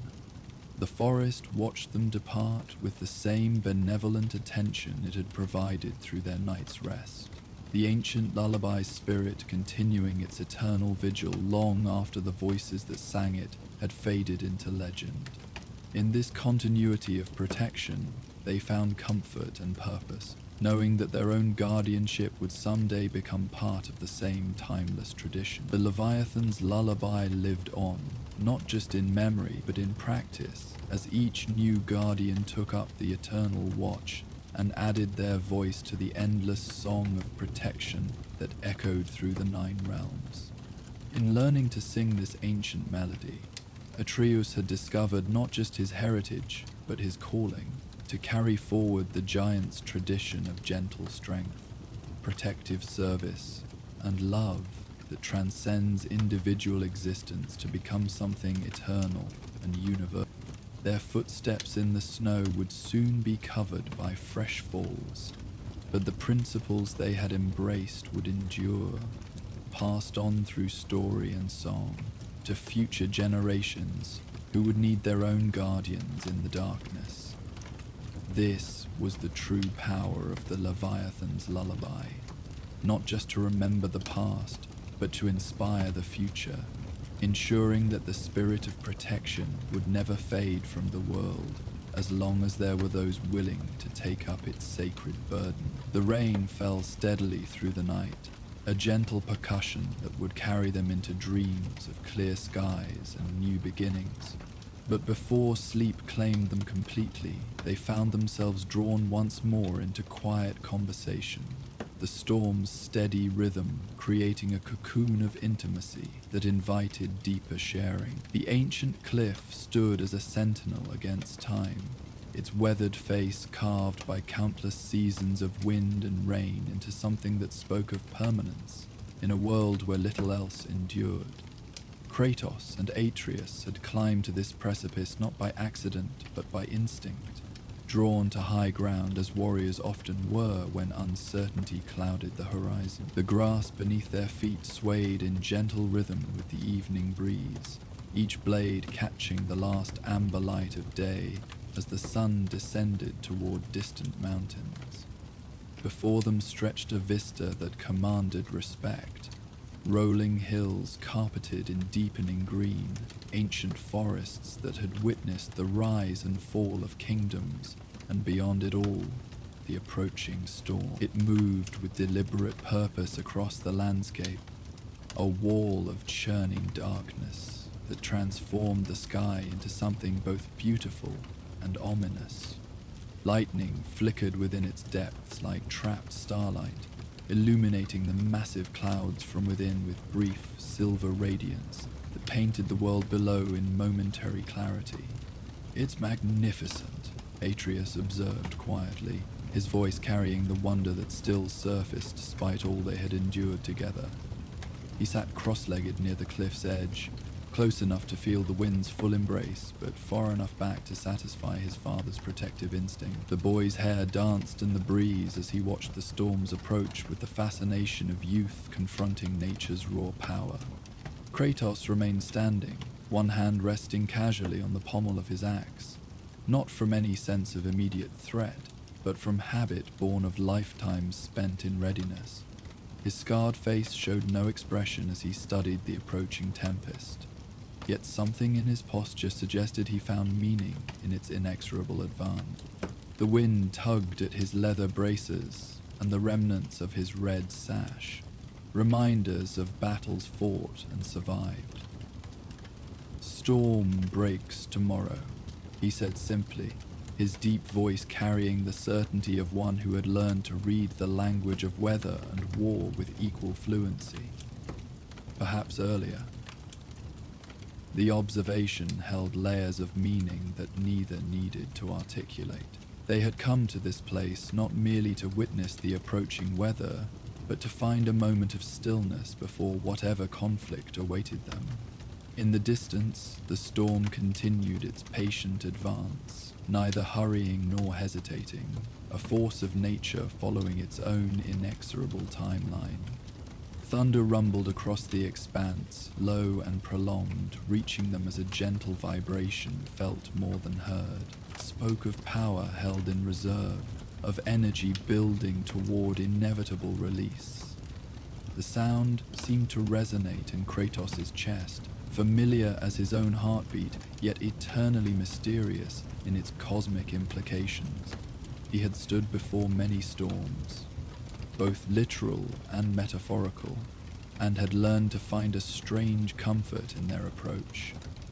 "The clouds move strangely," Atreus noted, his keen eyes tracking the storm's patterns with the attention to detail that had served them well throughout their journey. "Not like normal weather. There's something else driving them." His father nodded slowly, having observed the same phenomenon. The storm possessed an almost purposeful quality, as if guided by will rather than mere atmospheric pressure. In their experience, such unnatural weather often preceded events of significance, divine intervention, realm-shaking conflicts, or moments when fate itself seemed to hold its breath. "Divine work," Kratos confirmed without elaboration. Throughout their journey, they had encountered enough evidence of godly influence to recognize its manifestations in natural phenomena. The approaching storm carried the signature of power beyond mortal understanding, though whether it represented blessing or curse remained to be determined. They sat in comfortable silence as the wind continued its gentle ministrations, carrying with it the sense of distant rain and growing earth. The grass around them whispered secrets to itself, a constant susurrus that provided peaceful counterpoint to the storm's distant rumbling. Here, in this moment, they found themselves suspended between the familiar past and uncertain future, a space where reflection came naturally. "Father," Atreus said eventually, his voice thoughtful rather than questioning, "what do you think we'll find on the other side?" The question hung in the air like the approaching storm clouds, heavy with implication. Kratos considered it with the thoroughness he brought to all significant matters, understanding that his son sought more than mere speculation about tomorrow's weather. The boy asked about what lay beyond conflict itself, what remained when the fighting ended and the dust settled. Change, he answered finally, the single word carrying the weight of experience earned through countless battles and their aftermath. Always change. But even as he spoke, Kratos recognized the inadequacy of such a simple response to his son's deeper inquiry. The boy deserved more, not prophecy or false comfort, but honest reflection born of a lifetime spent navigating the consequences of choice and circumstance. The storm drew nearer, its leading edge now visible as a distinct line where clear sky met roiling darkness. Lightning flickered more frequently within its depths, brief illuminations that revealed the massive scale of the approaching system. Rain would follow, and with it the transformation that water brought to the land, washing away the old while nourishing the new. I have stood on many such precipices, Kratos continued, his voice carrying a rare note of introspection. Watched storms approach while wondering what they might bring or take away. In Sparta, before battles that would determine the fate of nations. In the Greek lands, when I carried the weight of godhood and all its burdens. And now here, with you, facing uncertainty that feels both familiar and entirely new. Atreus listened with the focused attention he brought to his father's infrequent moments of personal revelation.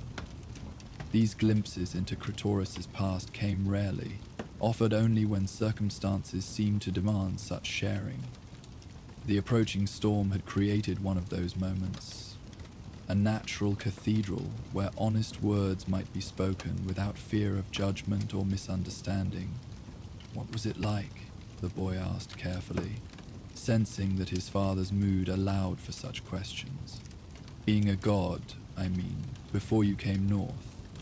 The question struck deeper than Atreus might have intended, touching on memories that Kratos had spent years trying to bury, or at least make peace with.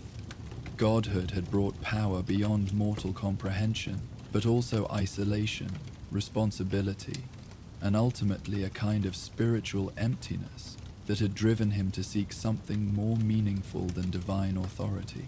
Power, Kratos said, the word emerging like a confession.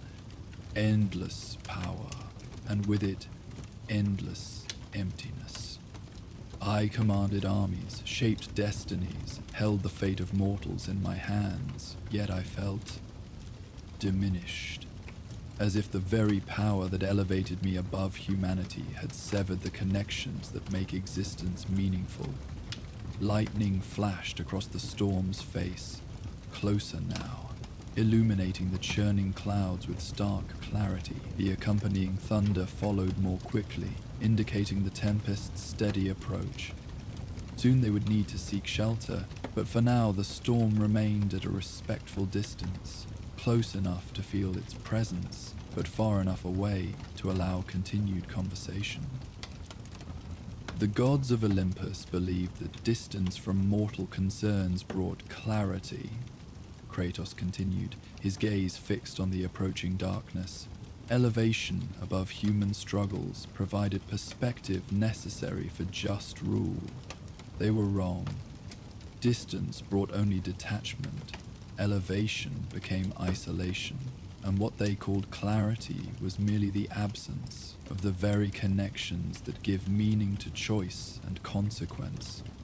These words carried weight, born of personal experience, hard-won wisdom that had cost Kratos everything he had once valued. His journey from god to mortal, or something between the two, had taught him that true strength lay not in power over others, but in the capacity to form genuine connections despite the risks such vulnerability entailed.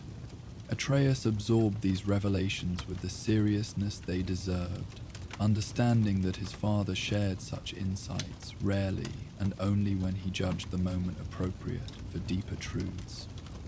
The approaching storm seemed to have created space for honesty that might not exist under ordinary circumstances. "Is that why you left?" the boy asked. "Because you felt empty?"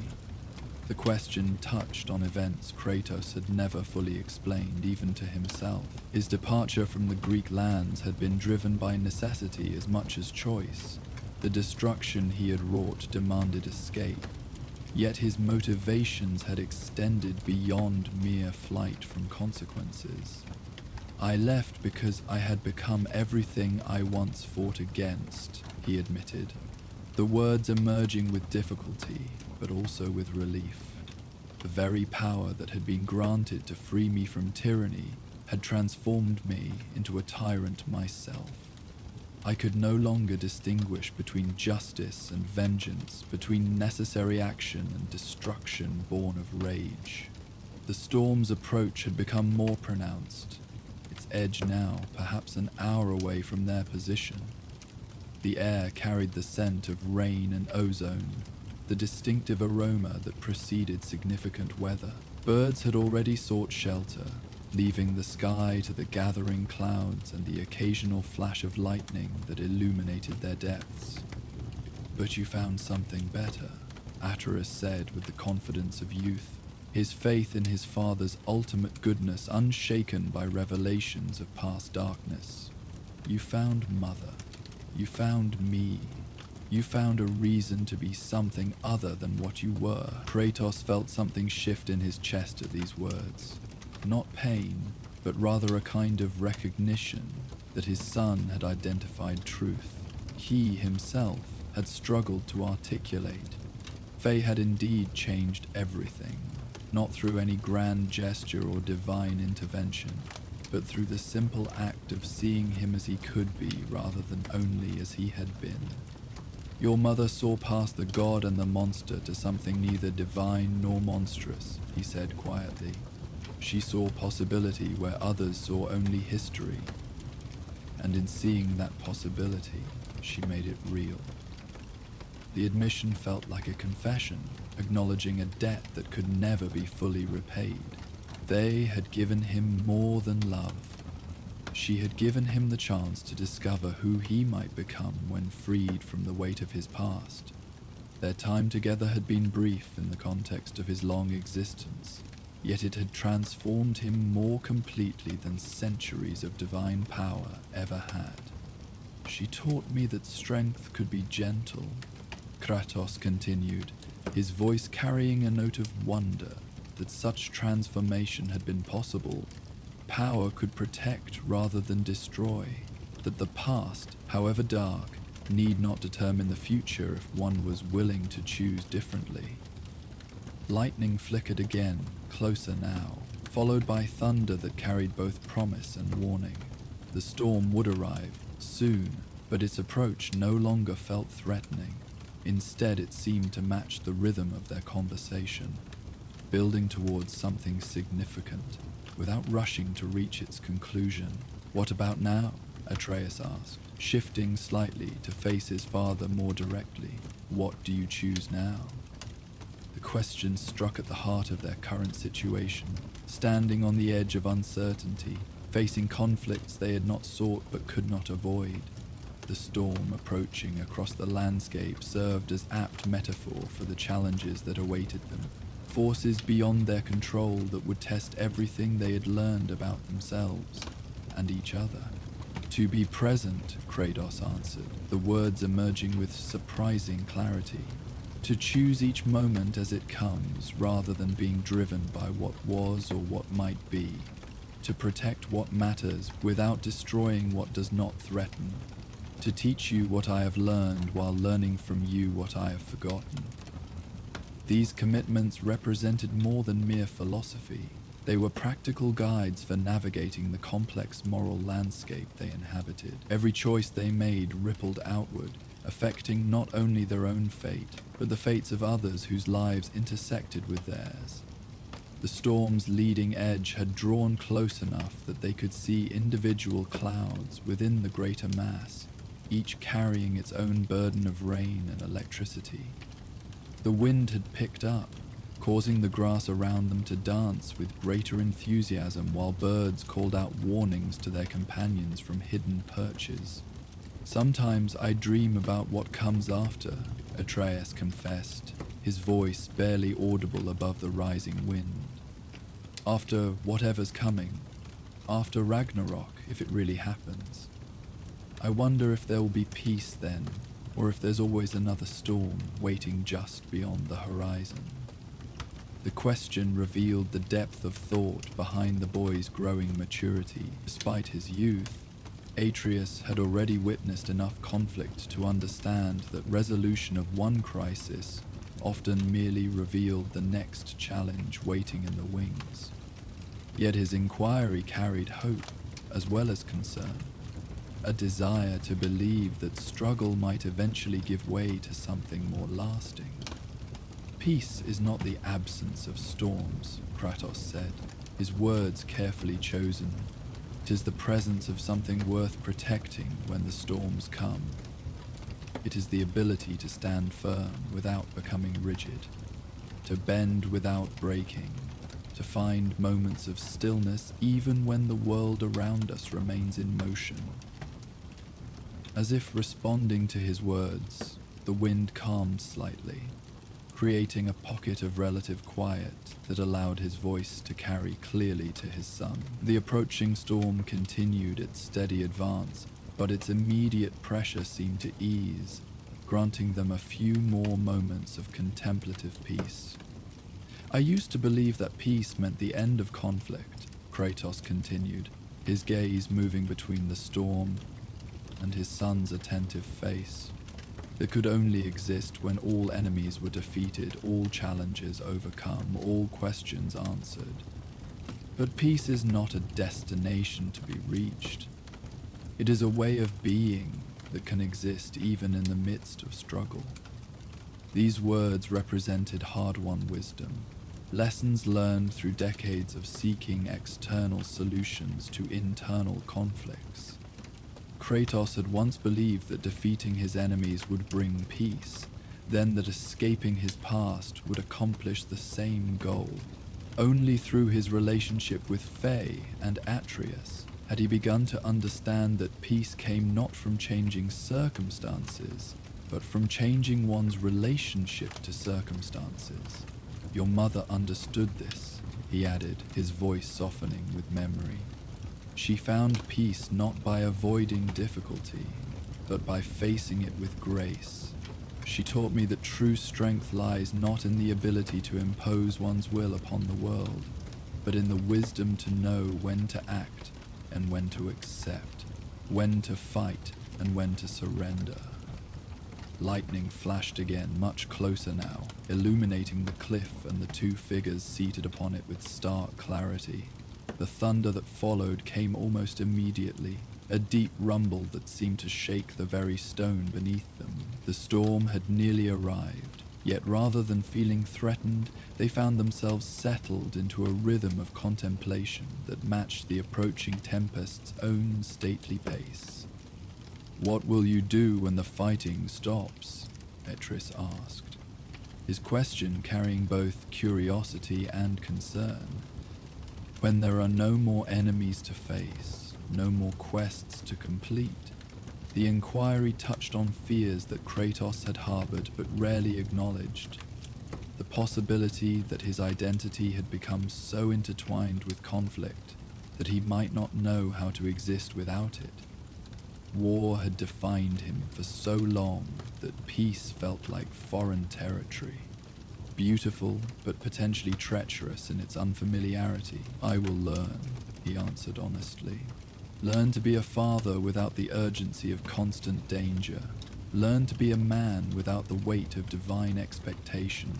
Learn to find purpose in creation rather than destruction, in nurturing rather than conquest." The admission carried vulnerability that Kratos rarely allowed himself to express. Throughout their journey, he had focused on preparing Atreus for the challenges ahead, but had given little thought to what role he might play once those challenges were resolved. The prospect of peace brought its own anxieties, not the fear of physical danger, but the uncertainty of purpose in a world that no longer required his particular skills. Maybe that's what peace really means, Atreus suggested thoughtfully. Not the end of everything, but the beginning of something new. A chance to discover who we are when we're not defined by what we're fighting against. His words struck Kratos with unexpected force, revealing wisdom that transcended the boy's years. In their shared journey, Atreus had often provided insights that his father might have overlooked, approaching familiar problems from angles that experience had not yet closed off. This observation about peace as transformation rather than termination carried profound implications for how they might navigate whatever lay ahead. The storm's leading edge had reached them now, the first fat raindrops beginning to fall, with the irregular rhythm that preceded the main downpour. Each drop that struck the dusty earth released the distinctive scent of petrichor, that clean, earthy aroma that spoke of renewal and fresh beginnings. The wind had grown stronger, tugging at their clothing and hair with increasing insistence. "We should find shelter," Kratos observed, though he made no immediate move to rise. Something about this moment felt significant, as if the approaching storm had created a natural boundary between one phase of their journey and whatever would follow. To abandon their vigil prematurely would somehow diminish the experience they had shared. "Just a little longer," Atreus requested, his gaze fixed on the magnificent display of nature's power unfolding before them. Lightning flickered almost continuously now within the storm's heart, creating a light show that rivaled anything human art might produce. "I want to see it fully arrive." Kratos nodded, understanding his son's desire to witness the complete transformation from calm to tempest. There was something primal in the human need to observe such natural phenomena, perhaps recognition of forces that dwarfed individual concerns while simultaneously connecting observers to something larger than themselves. Rain began to fall more steadily, cool drops that felt refreshing against their skin after the day's warmth. The grass around them released its stored heat in visible wisps of steam, creating an almost mystical atmosphere. As the natural world responded to the storm's arrival, thunder rolled across the landscape in continuous waves, no longer discrete sounds, but a constant rumble that seemed to emanate from the earth itself. "Father," Atreus said, raising his voice slightly to be heard above the growing wind, "whatever comes next, I'm glad we're facing it together." The simple statement carried weight that formal oaths or elaborate promises could not match. In their shared journey, they had discovered that their greatest strength lay not in individual capability but in their connection to each other, a bond that transformed challenge into opportunity and uncertainty into adventure. "As am I, boy," Kratos replied, his voice carrying warmth that the approaching storm could not diminish. "As am I." Lightning struck nearby, close enough that they felt the electrical charge in the air and heard the sharp crack of thunder almost simultaneously. The main body of the storm had arrived, bringing with it winds that bent the grass flat and rain that fell in sheets rather than drops. Nature had claimed this moment for itself, asserting its authority over the landscape with magnificent indifference to human concerns. Yet rather than feeling diminished by this display of natural power, Kratos found himself oddly comforted. The storm represented forces beyond his control or responsibility. Pure, elemental energy that existed independently of gods or mortals, prophecies or destinies. In its presence, he felt a kind of relief, a temporary suspension of the weight he carried as protector and guide. "Time to go," he said finally, rising to his feet and extending a hand to help Atreus up.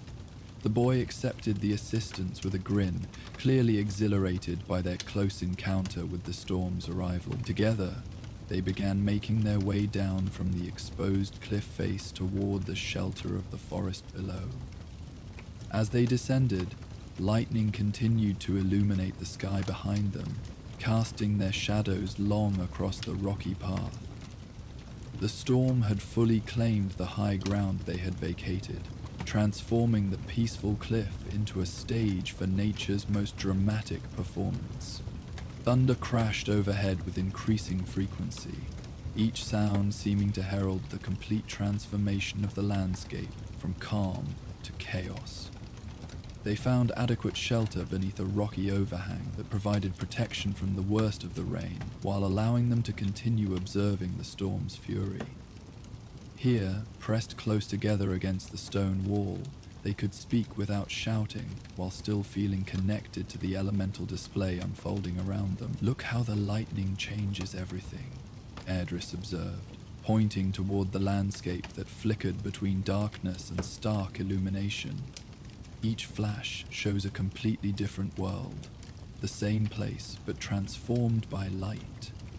His observation carried metaphorical weight that neither needed to articulate explicitly. Their own journey had been marked by similar moments of illumination, instances where new understanding had transformed familiar circumstances into something entirely different. The storm served as natural illustration of this principle, showing how perspective could alter reality without changing fundamental facts. "The world remains the same," Kratos agreed. "Only our perception of it changes." Rain continued to fall in torrents, creating temporary streams where none had existed before, and transforming the dusty earth into something alive with moisture and possibility. The scent of wet earth filled their shelter, mixing with the ozone tang of electricity and the green smell of growing things drinking deeply after long thirst. "Do you think we'll remember this moment?" Atreus asked, his voice thoughtful as he watched water cascade past their shelter. "Years from now, when everything has changed again," the question touched on something fundamental about human experience. The way certain moments achieved significance, not through dramatic action, but through their capacity to capture essential truths about existence. Their vigil on the cliff had been such a moment, offering insights that might prove more valuable than any treasure or weapon they had discovered in their travels. "I will remember," Kratos promised, his words carrying the weight of solemn vow. "The storm, the conversation, the way you looked when lightning first lit the sky. I will remember because this moment contains something worth preserving, not just for myself, but for you to carry forward when your own storms come." The rain had begun to ease slightly, though thunder still rolled across the landscape with impressive regularity.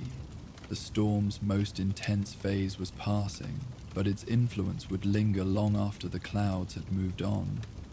The earth would remain softened by moisture, plants would grow with renewed vigor, and the air would carry the clean scent of renewal for days to come. "What if the storms never end?" Atreus asked quietly, voicing a fear that had lurked beneath their philosophical discussion.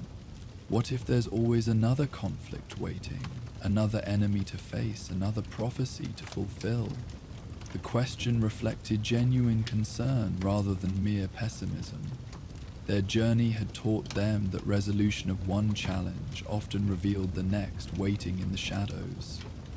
Yet Kratos had come to understand that the continuity of struggle did not negate the value of momentary peace, or the importance of connections forged in the spaces between conflict. "Then we face them as we have faced this one," he answered simply. "Together with wisdom gained from previous storms and strength drawn from our bond with each other. The storms may never end, but neither do we remain unchanged by weathering them." Lightning flickered again, more distant now, as the storm's center moved past their position. The thunder that followed came after a longer delay, indicating the tempest's gradual retreat toward the eastern horizon. Soon the worst would be over, leaving behind a world washed clean and renewed by the experience of having been thoroughly soaked. "I think I understand what you meant about peace now," Atreus said, his voice carrying new certainty. "It's not something we find at the end of our journey. It's what we create in moments like this, when we choose to be present together despite everything that's happening around us." His words captured something essential about their shared experience, distilling hours of conversation and observation into a truth that felt both simple and profound. Peace was not a destination, but a way of being, a choice to find meaning and connection even in the midst of uncertainty and change. "You learn quickly," Kratos observed with approval. "Perhaps more quickly than your father." The admission carried both pride and humility, acknowledging that wisdom could flow in both directions between teacher and student. Throughout their journey, Atreus had often provided insights that challenged Kratos' assumptions and expanded his understanding. The approaching storm had created space for one more such exchange, adding depth to their relationship while preparing them for whatever challenges lay ahead. Rain continued to fall, though more gently now, creating a steady rhythm against the stone overhead. The worst of the storm had passed, leaving behind the kind of steady precipitation that would continue through the night and into the following day. By morning, the landscape would be transformed. Dusty paths turned to mud, dry streams running full, and every living thing refreshed by the sky's generous offering. "We should rest," Kratos suggested, noting how the storm's passage had created a natural transition point in their evening. "Tomorrow will bring its own challenges, whether from weather or other sources." Atreides nodded, settling more comfortably against the stone wall. The shelter would serve them well through the night, protecting them from the rain while allowing them to remain connected to the storm's ongoing presence. Here, listening to the steady rhythm of precipitation and occasional rumble of distant thunder, they could find the kind of peaceful rest that came after meaningful conversation and shared experience. Atreus said softly as they arranged their sleeping furs, "Thank you for bringing me here, for letting me see the storm arrive, for talking with me about what it all means." Kratos paused in his preparations, struck by the simple gratitude in his son's voice.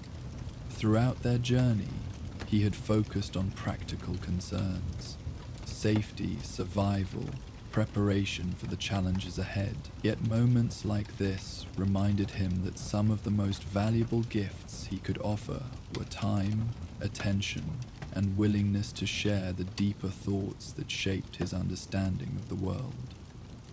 "Thank you for seeing what I might have missed," he replied, his voice carrying unusual warmth.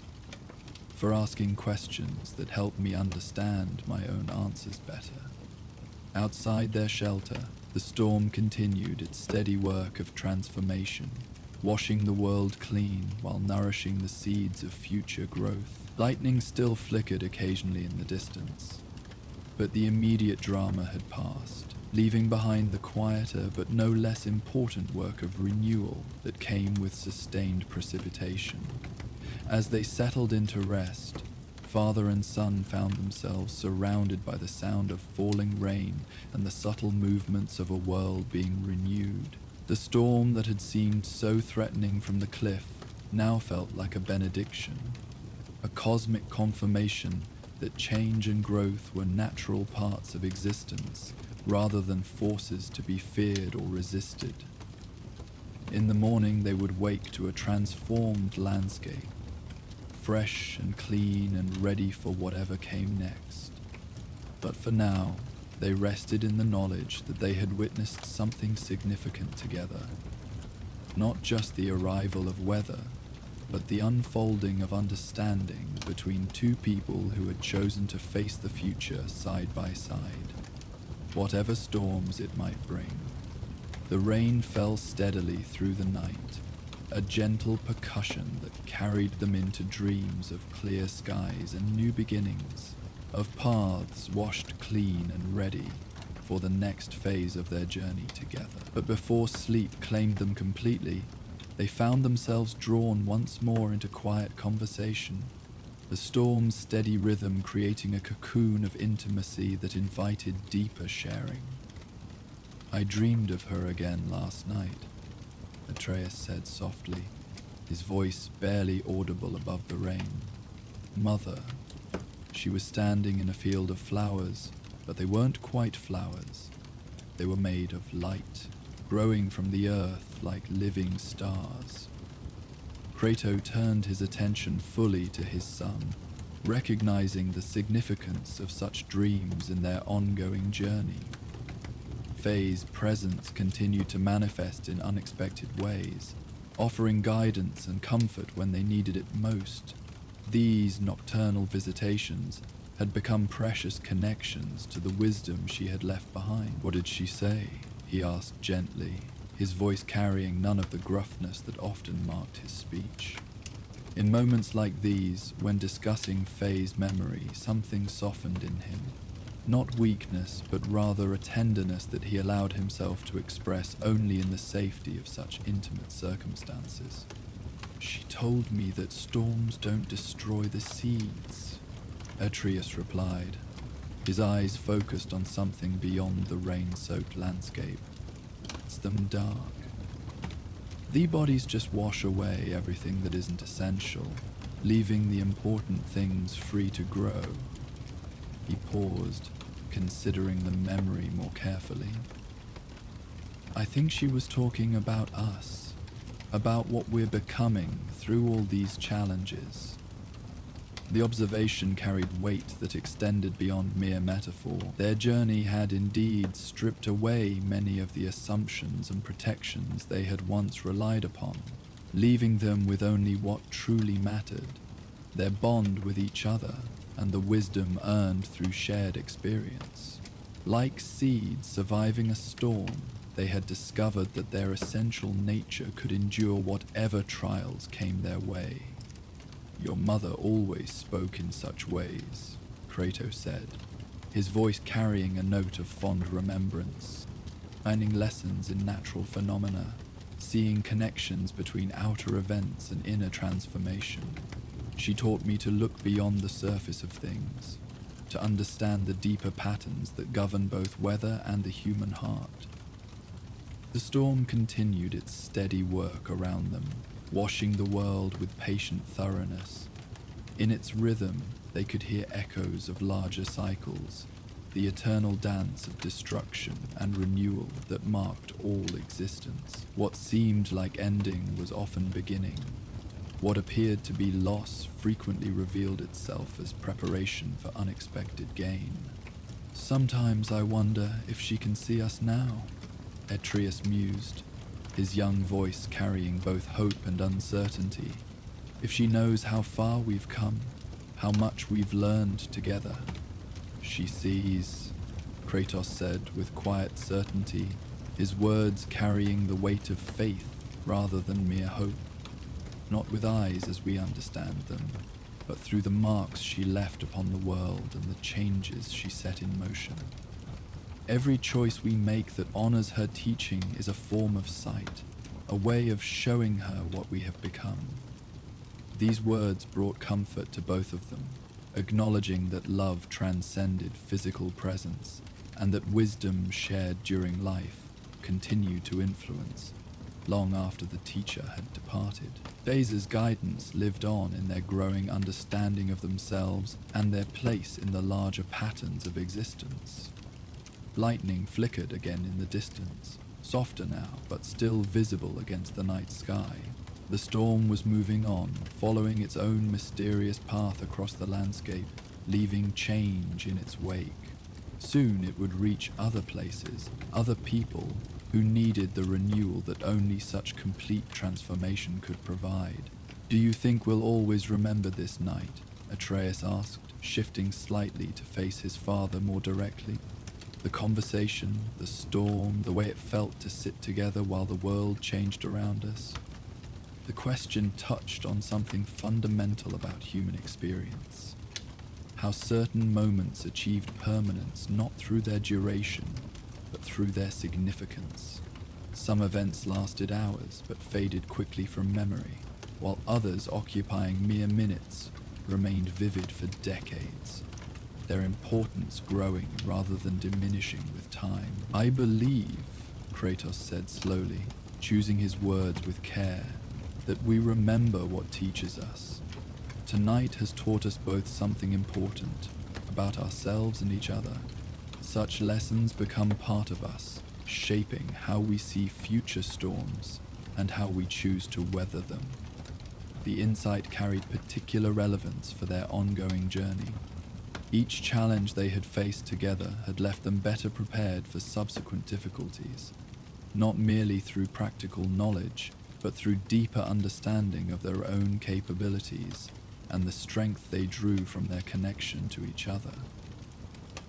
"I used to be afraid of storms," Atreus admitted quietly, "when I was smaller, before we started traveling together.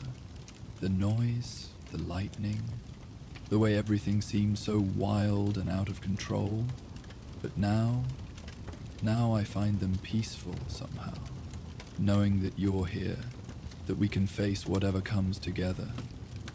His words revealed the transformation that their shared experiences had wrought, not just in practical skills or magical abilities, but in fundamental confidence about his place in the world. The boy who had once hidden from thunder now sat calmly in its presence, finding comfort rather than fear in nature's most dramatic displays.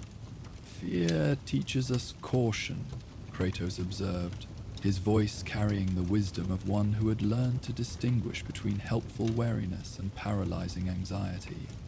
"But trust teaches us courage.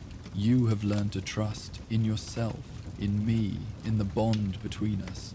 That trust transforms fear into awareness, anxiety into readiness." The rain began to lighten as they spoke, its intensity diminishing, though its steady rhythm continued. The storm was completing its work, having delivered its payload of moisture and renewal to this particular stretch of landscape. By morning, everything would be different. Washed clean, freshly nourished, ready for whatever growth might follow. "Will you tell me more about the early days?" Atreus asked, his request carrying the timeless appeal of a child seeking stories from a beloved parent. "About when you first met, Mother. About what made you decide to stay in Midgard instead of continuing your wandering." The question invited Kratos into territory he rarely explored in such detail. Memories that carried both joy and pain in equal measure. Yet something about this night, this storm, this moment of perfect intimacy between father and son made such sharing feel not only appropriate, but necessary. "She found me," he began, his voice taking on the rhythm of storytelling, "when I had given up hope of finding anything worth seeking. I had been wandering for seasons, moving from place to place without purpose beyond simple survival. I thought my capacity for connection had died with my past, that isolation was my appropriate fate." He paused, watching the rain and gathering his thoughts before continuing. These memories required careful handling, not because they were painful, but because they were precious. Moments of transformation that had altered the entire trajectory of his existence. "I was sitting by a stream, much like we sit here now, when she approached. She showed no fear, no recognition of what I had been or what I might represent. She saw only a weary traveler in need of kindness, and she offered it without question or condition." The memory brought a rare smile to Kratos' weathered features, softening the harsh lines that years of conflict had carved into his face. In recounting this first meeting, He could almost feel again the surprise and wonder that such simple kindness had awakened in him. "What did she say?" Attius prompted gently, sensing that his father needed encouragement to continue this unusually personal narrative. "She asked if I was hungry," Kratos replied, the simple words carrying enormous weight. Not who I was, not where I came from, not what brought me to that place, just whether I needed food, shelter, basic human care. I had grown so accustomed to being recognized as either threat or deity that I had forgotten how it felt to be seen simply as a person. This revelation helped explain the depth of his devotion to Faye's memory and the profound impact her loss had made upon his life. She had given him more than love. She had given him back his humanity, showing him that redemption was possible even for one who had fallen as far as he had fallen. "She must have seen something in you," Atreus said thoughtfully. "Something that others missed." "She saw possibility," Kratos agreed, "where others saw only history, either glorious or terrible. She saw potential for change, for growth, for becoming something different than what I had been, and in seeing that possibility, she made it real." The storm continued its retreat, leaving behind air that felt washed and renewed. The oppressive humidity that had preceded the weather had been replaced by a fresh clarity that made breathing feel like a conscious pleasure. Around their shelter, they could hear the sound of water running in new channels, carrying away debris and preparing the earth for whatever seeds might find purchase in the days to come. "I want to be like that," Atreus said quietly. "Someone who sees the good in people, who helps them become better than they thought they could be." His words revealed the depth of character that continued to develop within him, shaped by both his parents' examples and his own growing understanding of what it meant to live with purpose and compassion. The boy was becoming the kind of person who would make the world better simply by being in it. "You already are," Kratos assured him, his voice carrying absolute conviction. "Every day, you show me possibilities I might not have seen alone. Every question you ask, every observation you make, every choice you make to seek understanding rather than judgment, all of these things help me become better than I was." The acknowledgement carried weight that formal praise could not match. In recognizing his son's positive influence upon his own development, Kratos was acknowledging that wisdom and growth could flow in both directions, between teacher and student, parent and child. They sat in comfortable silence as the last of the rain tapered off, leaving behind the sound of water dripping from leaves and running in countless small streams toward the larger waterways that would carry it to the sea. The storm had completed its work, transforming the landscape and leaving it ready for whatever came next. "Thank you," Atreus said softly, his words encompassing more than just this single conversation, "for sharing your memories, for trusting me with your thoughts, for helping me understand not just what happened but what it meant." "Thank you," Kratos replied, "for listening, for asking the questions that helped me make sense of my own experience, for becoming the kind of person your mother would be proud to call her son." In the morning, the storm would be gone, but its gifts would remain. In the renewed earth, the freshened air, and the deepened bond between father and son, who had weathered yet another transformation together. They had found in each other not just companionship for the journey, but partners in the ongoing work of becoming better than they had been, of choosing growth over stagnation, connection over isolation, hope over despair.